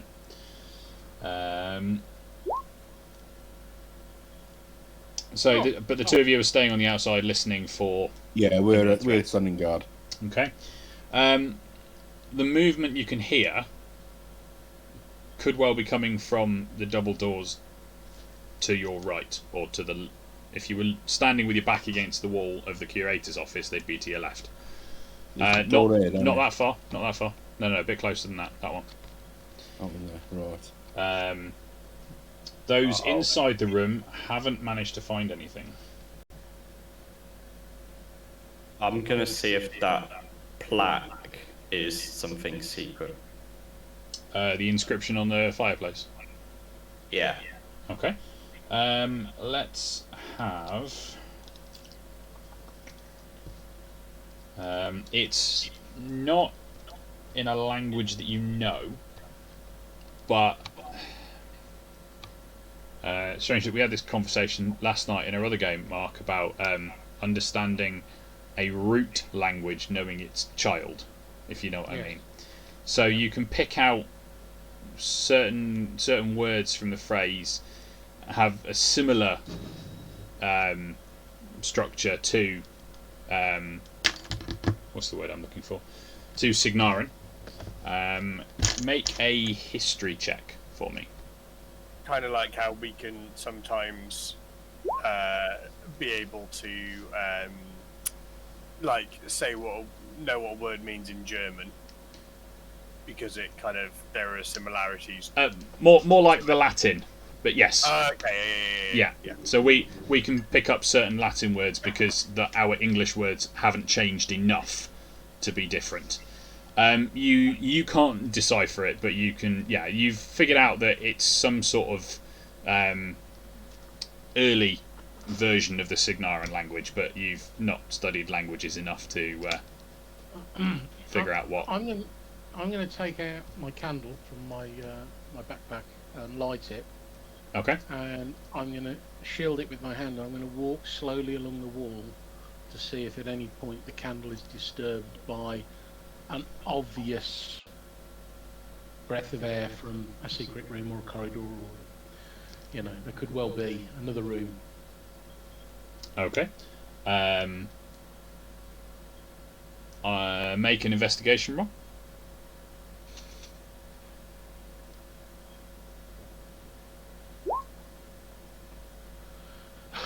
I need a new candle. You're moving around the room, and as you're progressing slowly, Solix lets out an almighty fart that blows the candle where you weren't expecting it. And as you pass in front of the fireplace, the flue from the fireplace lets out a gust of air that throws off your investigations. I hear the fart and look at Phineas and go, "Shall we lock the door and keep him in there?" I'm going to look at Solix and just shake my head and look at my candle. Hey, you're lucky gonna, that didn't um, ignite. Well, yeah. That's Solix will just shrug and be like, "Flat pig." You do it all day long anyway. I'll relate to the group a bit. There's something written there. I can't read it. I get hints of what it could be, but honestly, it just looks like my shoes go here to me. But if anyone else can read it, Is the plaque easy to remove from the wall? Is it small enough to put in into our backpacks, our rucksacks, or whatever we carry? It's not a plaque. I failed to correct Owen on that. It's an inscription in the fireplace. Oh, sorry. okay. So chiseled I into knew the that, chiseled messed into up the my stonework feedback. across the top of the fireplace. I'm going to take out a piece of parchment and a piece of charcoal, and I'm going to try and copy the image by doing a rubbing. Yeah, cool. You At have least the top. you've got a rubbing of the inscription. It's not the easiest to read, but it gives you a good basis to see what's there. any idea what it says? Can I try and decipher it? You can history.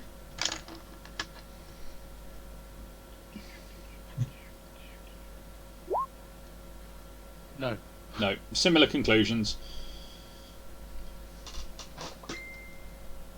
Yeah, I'm just thinking maybe it does say put your shoes there, but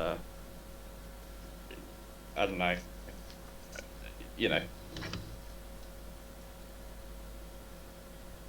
I'm gonna head to where they're looking at watch and be like, "Hey lads, just fresh eyes. See if you can figure anything out in there." Oh, okay. All right. Is it what, investigation? Yeah. Did they tell you? Did you tell him what to go and look at, or are they? Oh just... yeah, yes. Sorry, I meant fresh eyes looking at the inscription. Not bad. So yeah, if investigation. you've been instructed to go and look at the inscription, you can make a history check to attempt to decipher. My history's the same as investigation. Okay. So they've left the two best to do guarding. Yep. I'm just saying. Where are we? The Mensa Trust are standing outside I guarding. think you volunteered. So you do manage to decipher between the two of you. You pick up enough words from it High five. that you can read the following inscription: "Within stone is eternity. Beneath reflection is the hearth of wisdom." Honestly, no one speaks common round here. I did a cryptic crossword. So we're looking for an infinity stone? In stone is eternity. Did you say eternity? What was it again? Yeah, can you say it again? Sorry. Yeah. Within stone is eternity. Beneath reflection is the hearth of wisdom. The key was called the Eternity Key, and the Hearth of Reflection, or whatever it was. That's Hearth of wisdom. Is that what they called the? It was like the code name for what we're looking for. That is exactly the same phrase that Devlin used. Yes. Yep. Hearth of wisdom. So a Isn't hearth half the fireplace. fireplace? A hearth is another So name for a is- fireplace. Yes.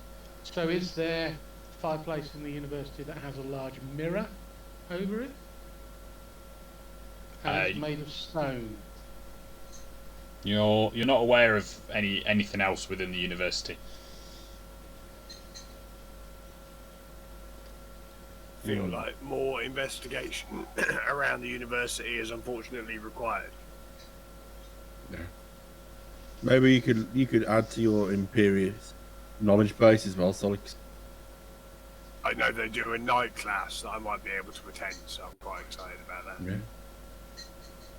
It is night. I've been meaning to bone up on my algebra. Either way, there's definitely people next door, so we can either avoid them or we can now try and capture them and question them to help us find what we want. Law dog style. I think we're looking. Yeah. Let's try and be stealthy. Yeah. Okay, so no shouting. This is a raid. Let's try and be stealthy. Yeah. Let's not do that. I'm guessing we're looking for a mirror or a pool for the reflection part. An opportunity that we may have missed is that if there does appear to be a class, we could take out a teacher and pose as substitute teachers. Yeah. We could play the long game on this one. 3 hours later. Yeah, 7 weeks' time, Chris has had to write an entire syllabus for the university, and we've just been teaching it in individual lessons for 7 weeks. What do you mean I'm writing the syllabus? You were a teacher. I'll just hand over. Mark's teaching Criminology 101. I can teach herbalism for days, and also the sustaining value of a good berry. Metallurgy. So, are you proceeding to the next room stealthily? Do we know if there is a room or a location that is called like the Hall of Wisdom or something? Not that you know of. Our But- knowledge of the university is really limited, isn't it? It is, yes. Stealth, baby, stealth. Stealth So along with. So at the moment we think the key will be in a fireplace that's got either a pool or a mirror or something that's reflective near to it. Wait, hold on. Didn't we find a key in a fireplace? Was that previously? Was that no? Where did we find a key? That wasn't in a You found a key in the tunnel terror nest. That's fine. Still got That those was for- keys for some And we reason. use that key. That's fine. That's fine. It's not that. I just sudden like, oh, hang on. Have we got this already? Yeah. Next room stealthily. Yeah. Stealth checks then, please. Oh, yo.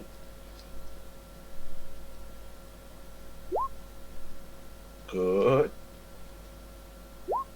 Good. Good.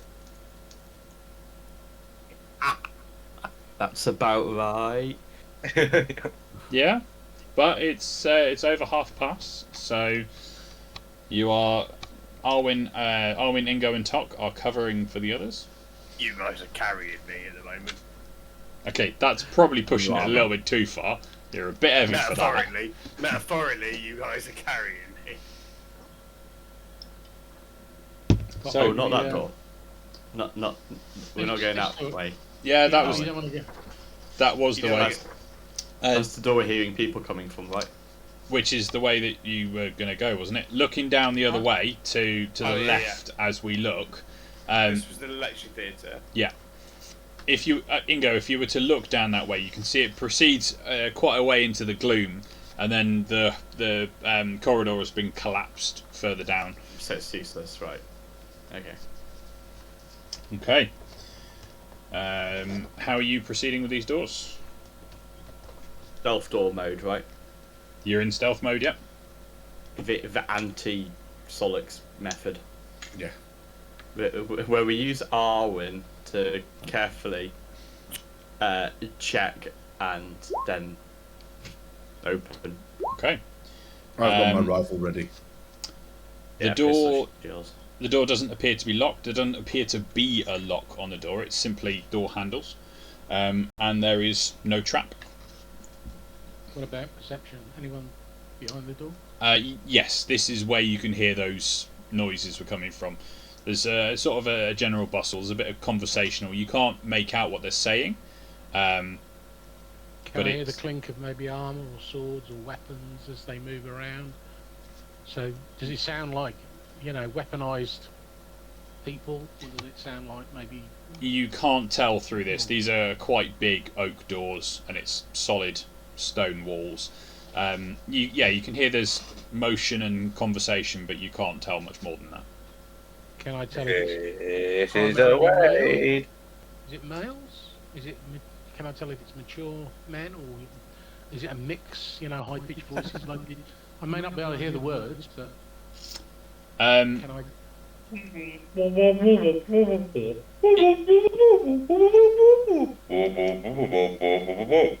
Thanks, James.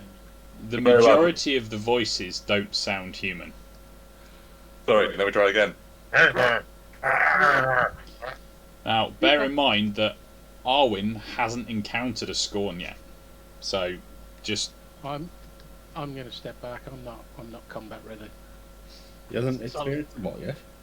I'm not Yeah. combat. Oh, so you guys knew a little bit about the Scorn, having faced one in the dungeon.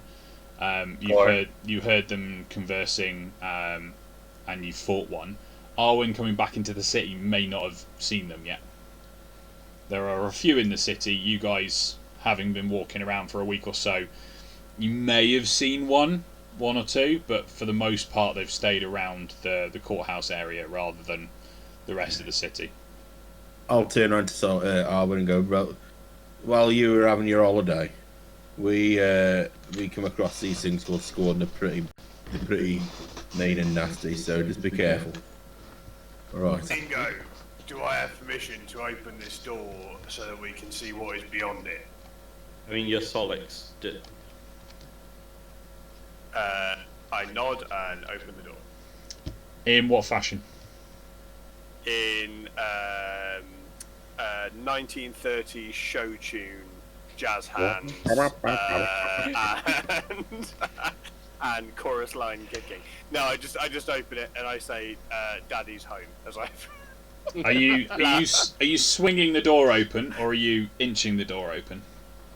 I am gonna go with my heart and say I'm going to inch the door open because my arm hurt last time that I got into a fight. Okay. So, so I'm just gonna poke my little plate mail head in.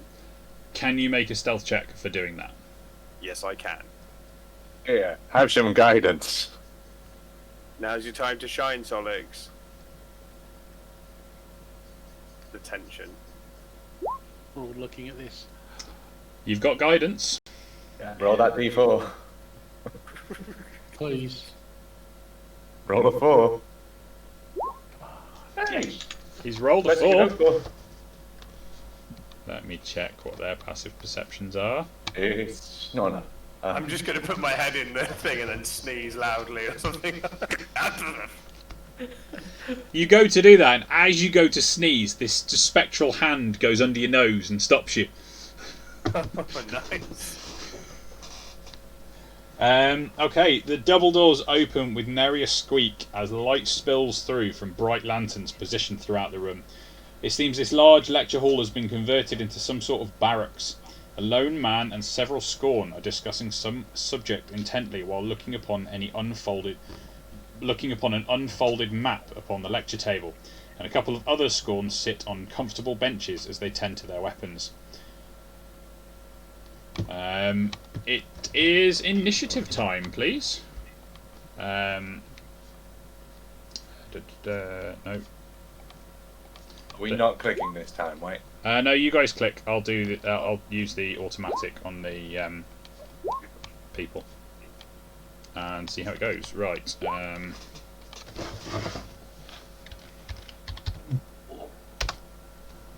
And you guys are so fast.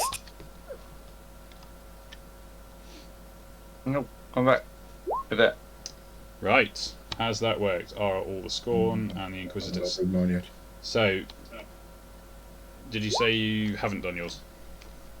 Don't know. Awesome. What's that? Scorns? 9. So, we have a new system for initiative. We can ignore the turn order down here.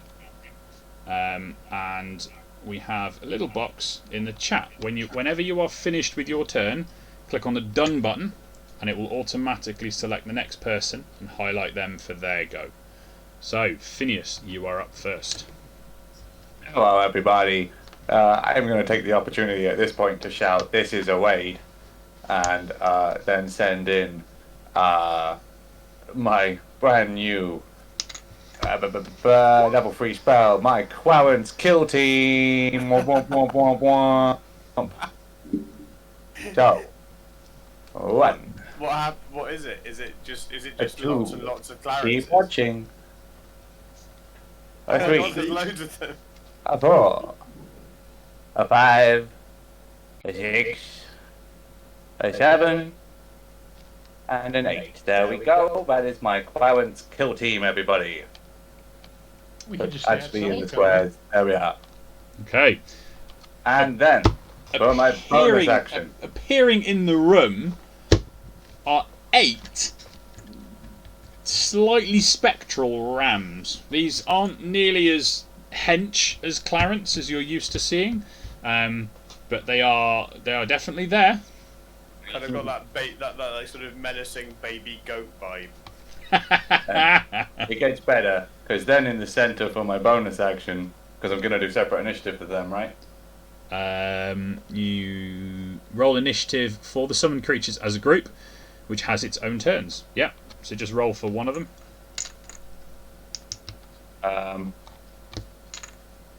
Bum, bum, bum. Okay, well, they are just shields. But also, bonus action is going to be Spirit Totem of the Bear in the middle. So they also all get 10 temporary HP as long as everybody else. Cause I'm a metagaming mother. Okay, no, it's all good. I will not do this all the time. Right. Except you will. So, incidentally, all of us get the 10 now temporary HP because of the level up. And I will start adding it onto Rams. Okay. And advantage on strength checks as well. Yep, and then done. Owen, your turn. Owen's turn. Okay. So wait, do we click done when we're done? Yes, Tom. Yes. That's good, isn't it?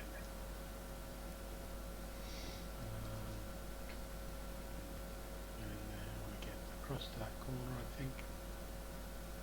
And then...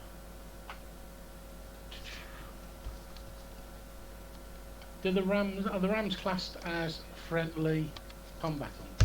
Yes. Thanks.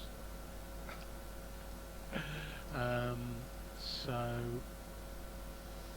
Oh, this is the reason why I'm this character. I'm so happy. Carry on. So I'm going to come up behind this guy who's currently being attacked by 2 rams, and with my +1 dagger, Yep. I'm going to hopefully. I am clicking on the wrong place. Right. And also, I am going to do that. Okay. And also, I'm going to do sneak roll. 10 more sneak. Okay. Oof. Welcome back, are we?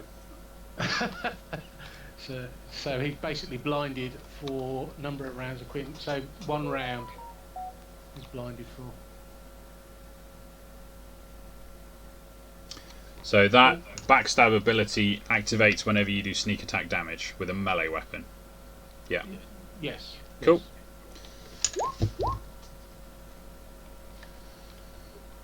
You mean I get a turn before you guys... Oh, and actually they all rolled pretty well, didn't they? So, Scorn. Something I found out over the course of the last week while I've been doing this as well, guys. If you hold Alt and double click on your token, it'll open your character sheet. Ooh. So if you accidentally close it, or at the beginning of the session if you want to find it, just hold Alt and double click your token and it opens it up for you.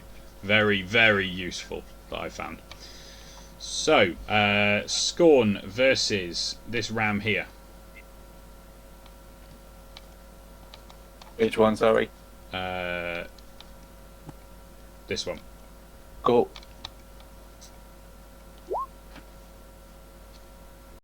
15 damage. Oh yeah, he'll take it.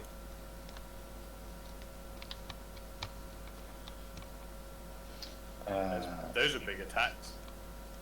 19 and 15, indeed they were. He's done.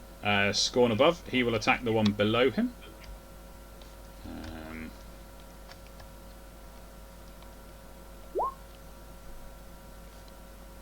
First one, no. Second one, yes. Okay. He's going to attack the one above him. Oh. 17 damage. 17. Bum, bum, bum. That minus 7 is 4. Okay. Next one, Ingo. Right. Inge's first just going to poke his head in and go, that's the situation. You are stood in front of you are stood in front of another door that can be opened. So only one of the doors has been opened so far. Just to make you aware of that. Cool.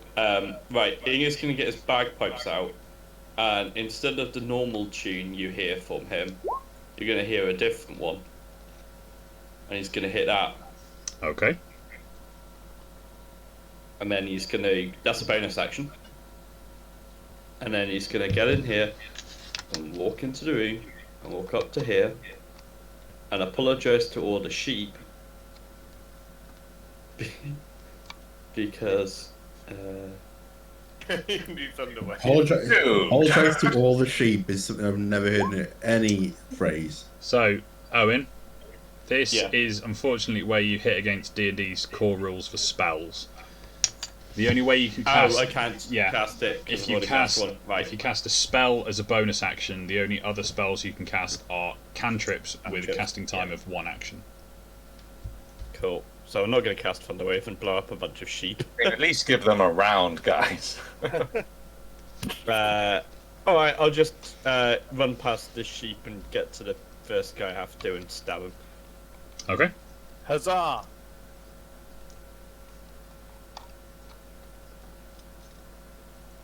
Come on. No, don't highlight everything. Well, I mean, you did say the first damage was going to be a 2, didn't you? 2 is the new I 1, did. isn't it? yeah. Okay. I'm just going to miss badly as well. So, if you're done, you may have to scroll up a bit to find the done button, because your spells are long. Yeah. Awesome.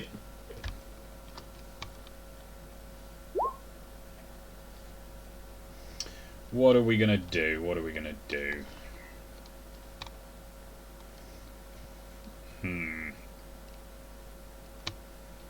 That's just so tempting.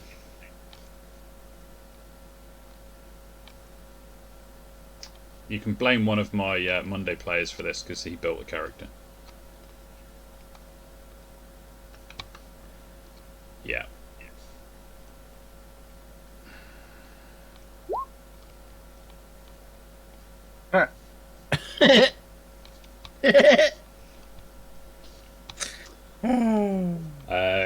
Right, let's get this the right size. Draw shape out. 5, 10, 15, 20, 25, 30, 34.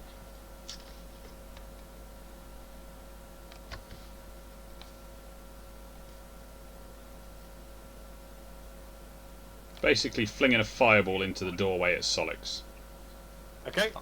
Oh, man, I thought I was safe and out the way here. Come on. It's alright, I've got my coat on, it's fine. So, I never got to use that. Oh yeah, to be fair. dexterity saving throws. There was a use for that heightened reflexes, Ingo. So do I roll at advantage then now? You don't. Oh, okay. Who was the heightened reflexes for? Just for On himself. It's me, yeah. Ah, okay.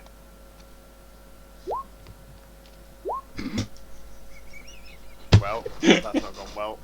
Okay. I would also like to use, because you take half damage if not, don't you? Yes. I'd like to use absorb elements as well. Okay.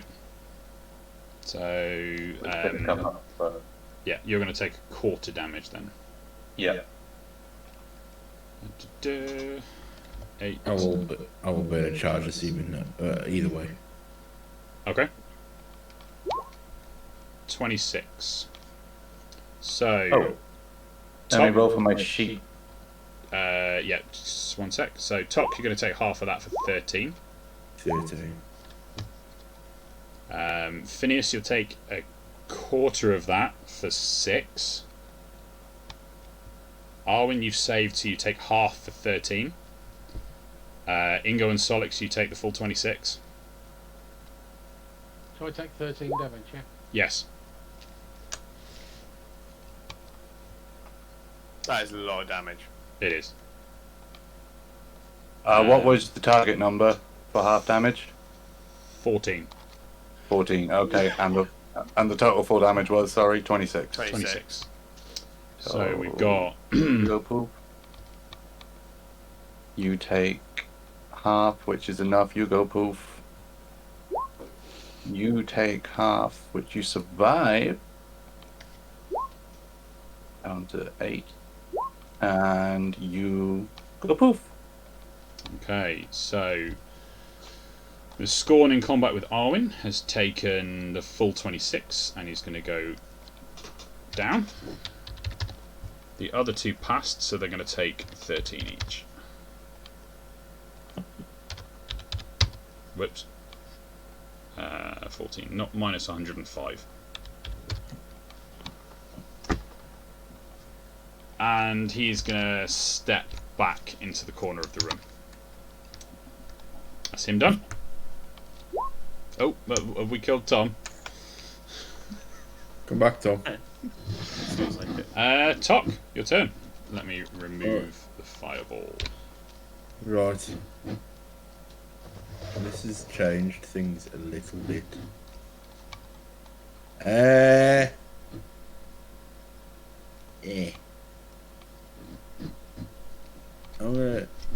just gonna stick my head in, have a look. Right, so it's 5 of them. Right, so that Inquisitor's annoyed me. Oh, yeah, there are 5 of them. This one is unconscious. Right, that Inquisitor bloke's annoyed me. Yep.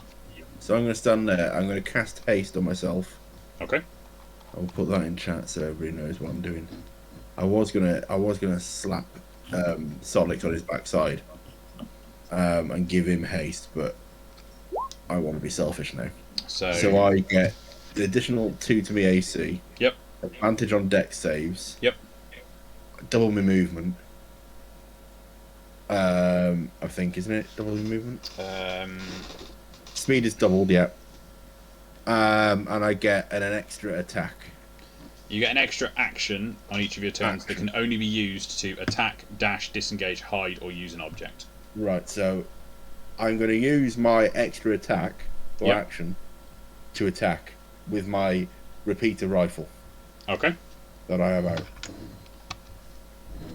So, the reason I got the repeater out is because I can fire multiple times and not have to reload it every time. Hey, thinking. Up there for dancing, down there for think. Yeah.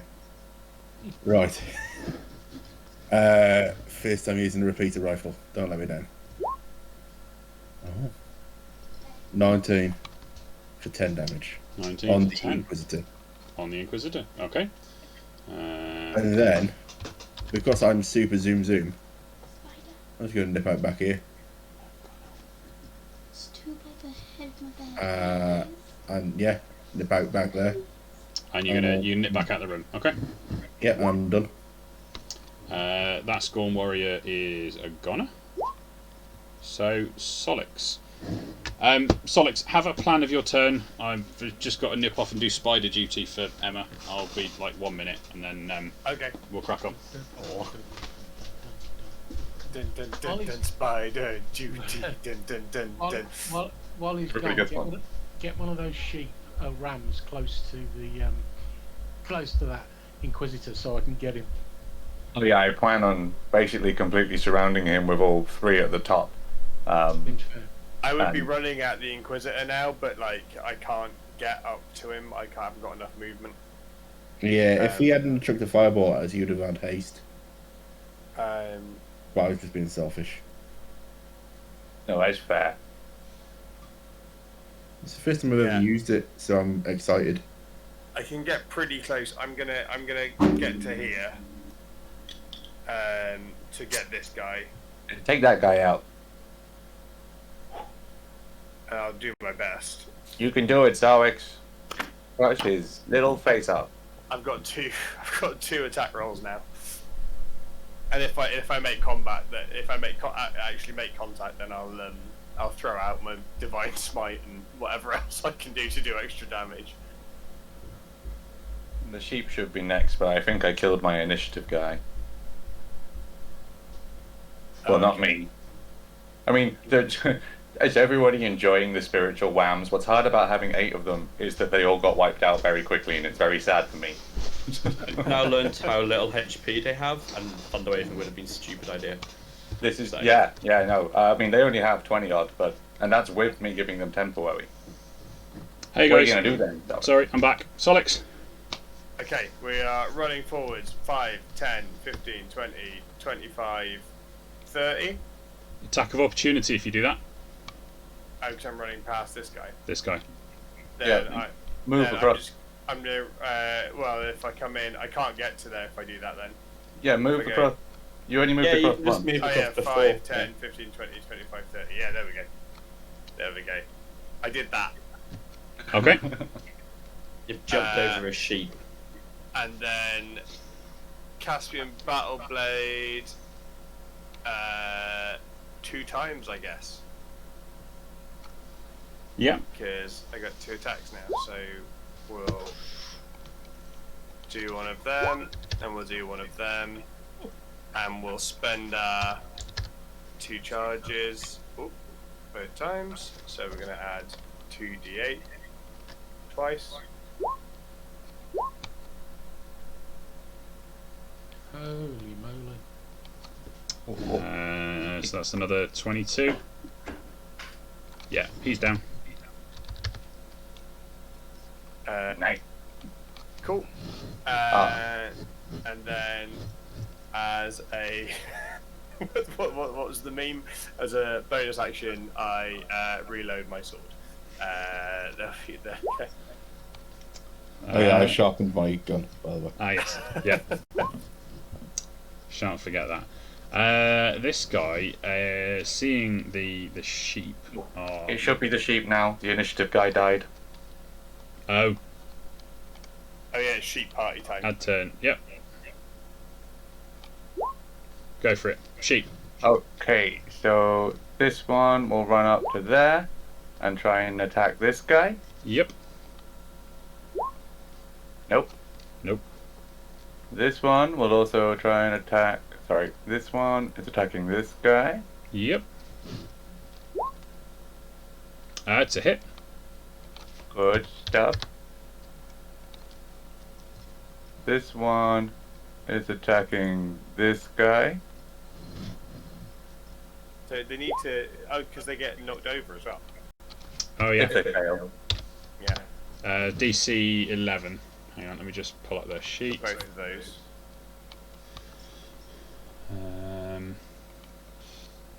First one, second one. Oh, fine. And then this wounded little fella's gonna move down to here and attack the Inquisitor. Yep. That one's not an advantage though, is it? Hang on. Pack tactics. If a creature against a creature, if at least one of the wolf's allies is within 5 feet of the creature and the ally isn't incapacitated, no, it's not at advantage. Oh, it's okay though, that one was a quick. Yep. -6. And this last one will attack this one. Yep. But the Inquisitor might get knocked in his bum now if he rolls badly. He might do. That is a miss. So, thank you for reminding me. Inquisitor. Strength save. Inquisitor's on his bum. So it's all right. You let me play with another new API script that I put in. So that's all right. We'll go condition. Right. There we go. Nice. That's cool. And are the Rams done? Yes, that is all of my Quarren's kill team done. This guy is going to step through to where Ingo and Solix are, and he's going to go for Ingo. No.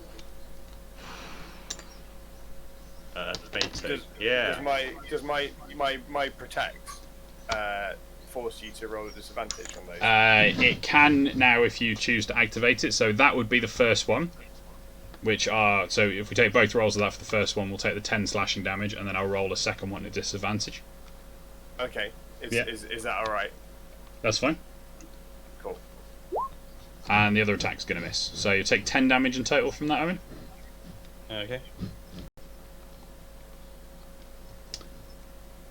And scorn done.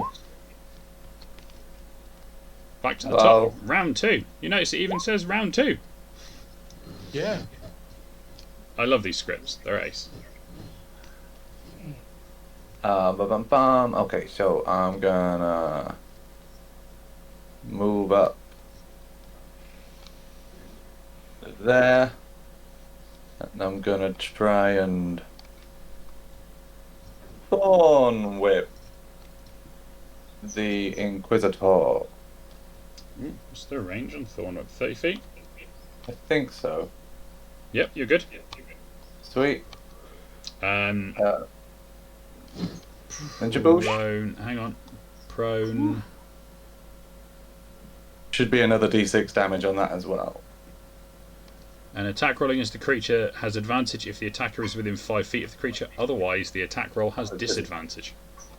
I remember. We can both add these two damages together if it works then. Nice. Yeah. So, yeah, 10 damage. And it is 10 feet closer to me. Okay. Like, could I pull it to there? That's like a nice... I've got a dog outside my back door. I don't have a dog. But you do now. It's Phineas, he's just turned up. Let's think of a name really quick, and then he can't Yes. get rid of it. Oh, it's You Alan. friend. Hang on, guys. Alan. It's next doors. It's next doors. Is he called Alan? 2 seconds. I'm just going to get Katie to call next door. Katie? See you for the spider. Well, that's surprising. There is some quality going on in this stream tonight, guys. There are some moments. There are some moments. I'm very tempted. Go on, sorry. Okay. I was just going to say. Go, Tom, go.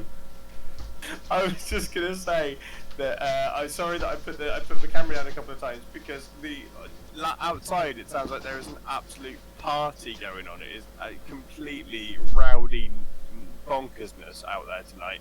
And at the moment, there's a car pulled up right outside my house that is listening to Cher's Believe really loudly, and it's just shamelessly, quite happily enjoying it. And you know what? Great, I'm happy for them. But do you know what I mean? I don't believe in a life after love on at 10 o'clock on a Friday. Right, we'll crack on. Katie's next door to get the owner, so it's weird. Yes. Okay. Free dog. You've met my kids, right? And sorry, the Inquisitor came 10 feet closer, didn't it? Yeah. Yeah. Thank you. Arwen, your turn. So I'm going to nip up beside my friend, and I will strike him with my dagger. That gets advantage because he's prone. Okay. It's a miss. What? Right. Well, I'm disengaging.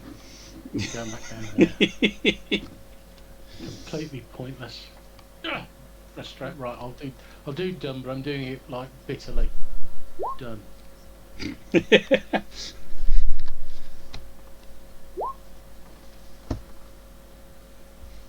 Is he coming round? Oh dear. Is he coming round? One of the Right, awesome.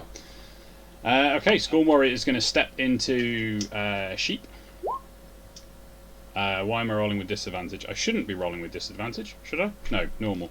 So 20 on the first one, 10 on the second, for 10 slashing damage total, I believe, James. Well, who shall we? This one here. 10 slashing. Oh, he goes both.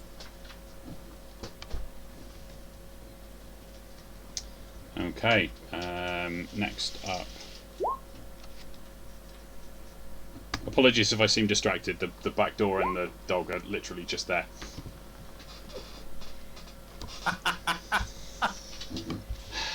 I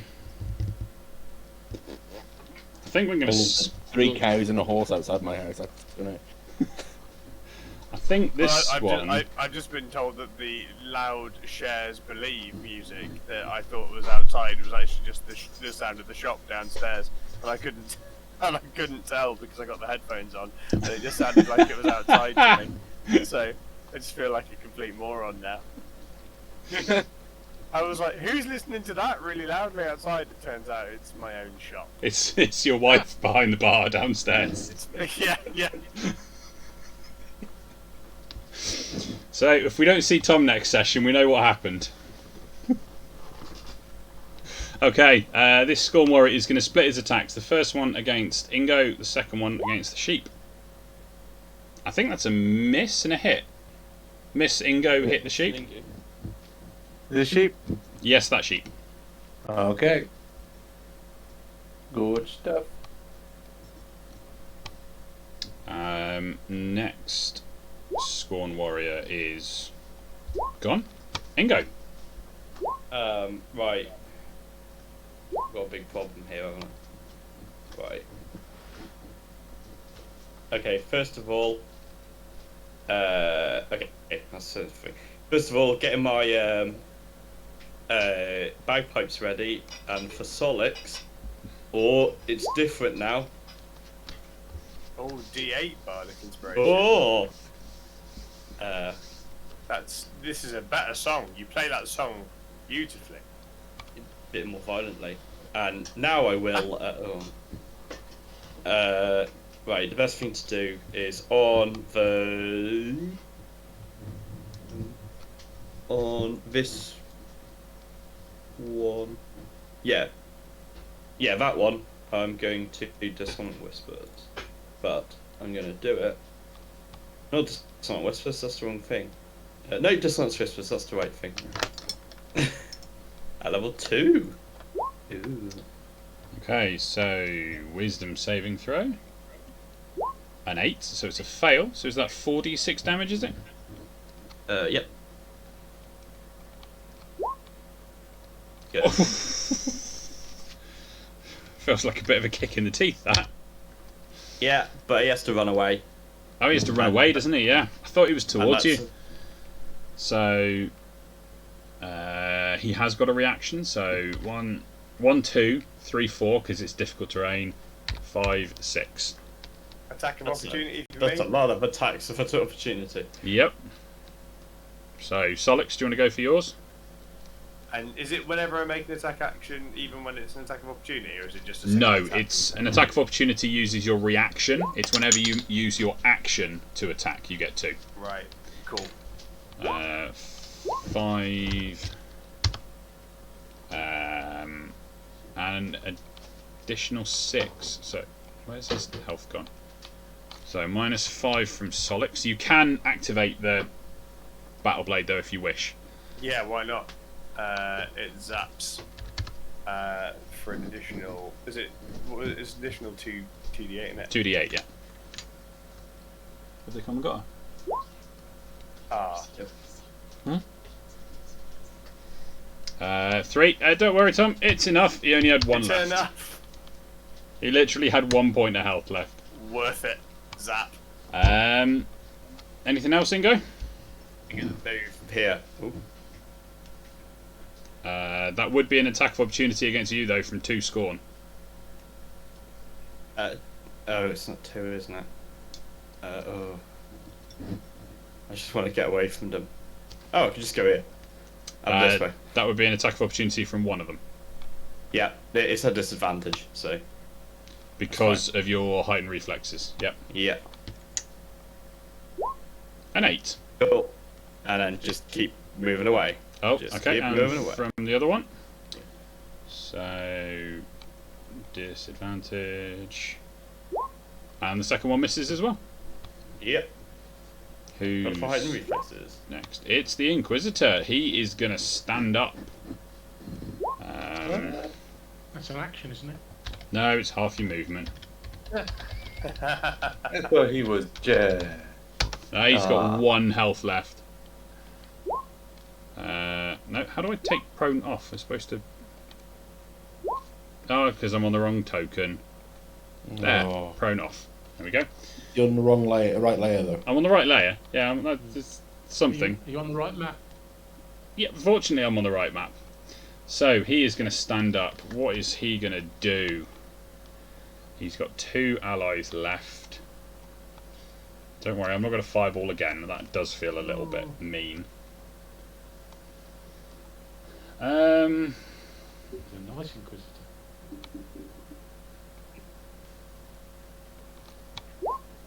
Level 2 Flaming Sphere. And we'll drop it.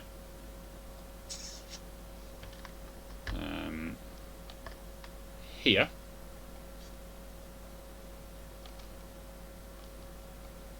No, that's silly because it'll get himself. No takebacks. He'll put it there. Show the spell description.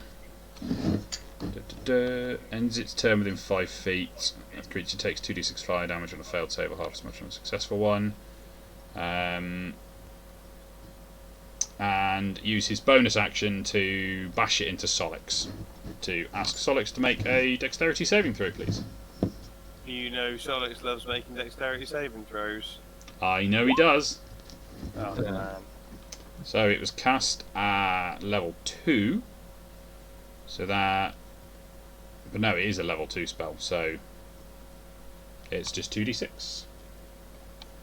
Which is, I believe, already been rolled. Yeah, 7 damage. It rolled it when I clicked the spell. Okay. It's really great coming into a fight with your first time using plate armor and not having a single attack made against you that's a physical attack. It goes against your AC, yeah. It goes against, and going against my dex instead, which is -1. Well, just be glad I didn't take a page out of Mark's book and give them all heat metal. Talk, your turn. Right, now Super Speedy Stock is going to run here. A little bit low. Pull out his gun and shoot the Inquisitor. Disadvantage. Disadvantage? Oh no, he's not. prone Sorry, he's anymore, not prone. he's No, he's not prone anymore. My bad. Alright. So with advantage. And what I'm going to do... He's standing up, shoot him! Not with advantage, but it could be. Hold on. Sorry. Right, what am I going to do? First go, I'm going to use accuracy on it as well. Trick shot accuracy. Okay. With the ruffle. With the riffle. Yep. Riffle. Accuracy Oh, no, is it Actually, advantage? no, is this it? first one's going to be, because I forgot to set it on advantage. First one's going to be brutal. So this is the one where it gives me an extra 2d6 and a crit is a 19 or a 20. And you're putting that against the Inquisitor. In the Inquisitor, yeah. You can see the Inquisitor's health bar, right? Or lack thereof. I'm gonna. Let it not be said that I'm not a benevolent DM. Right. Because I'm on the screen now where I roll my dice, so I'm going to do a bit of retroactive moving in a second. I'm going to move to here and shoot this bloke here. Okay, for a 17 and 19 piercing damage. Actually, it's 28 piercing damage. Yep, he's dead. And then I'll reload and then shoot his mate behind him. Do it again. Do the reload again. There you go. I'm not going to expend anything with this one. Special Okay. effects. Because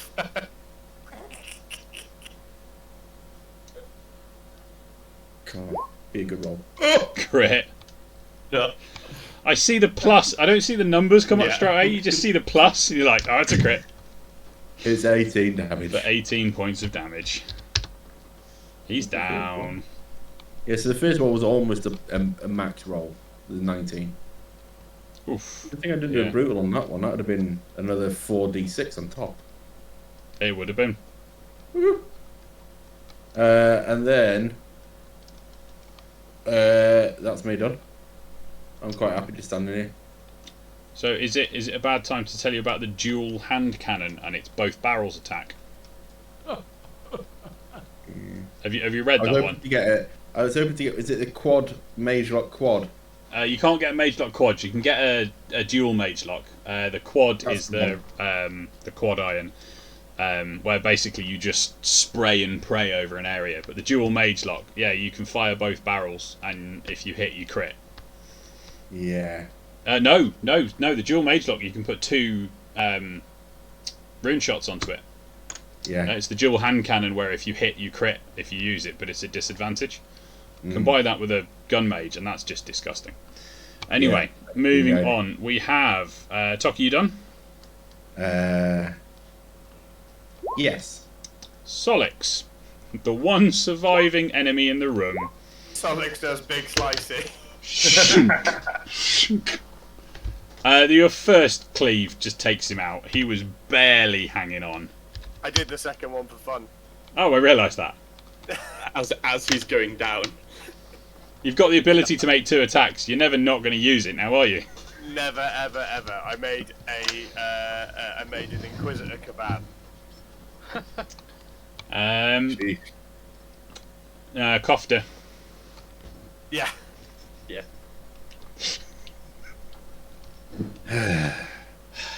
All right. Enemies dispatched. Did we all take psychic damage for that one? No. No, you take psychic damage if you do it. Oh, thanks. I meant you collectively, the group, rather than you specifically, Jace. I was going to say that, so alright, my jokes are not that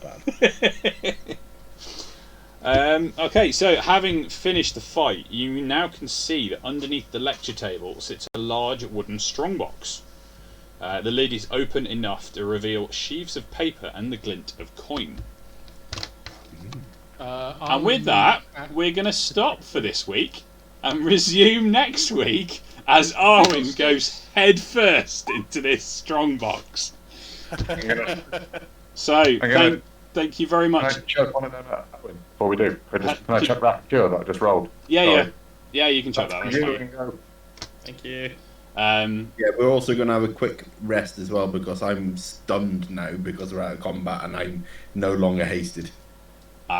Stunned for a round. Just for one round. Yeah.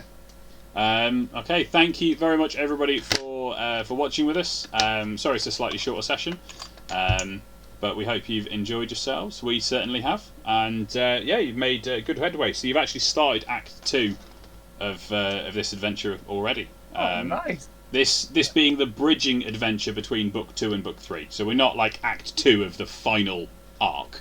Oh, nice. But yeah, no, great progress. Well done, everyone. Bit of puzzle solving, bit of combat. We got to test out all the new API scripts. Actually, there's one API script we didn't test out on stream, isn't there, James? There it is. There it is. Wait. Everybody, watch closely on James's character. Bum, bum, bum, bum, bum. Ciao. Error. Wait, it didn't work. What? Hold on. Oh, you've got no warship users left. Ciao. No. Hold on. Hang on. Ciao. No. Wait. I told you it was counting. It just took ages to update because you were messing around with it earlier. You used your daily wild shapes before we started the session. Try again. Yay!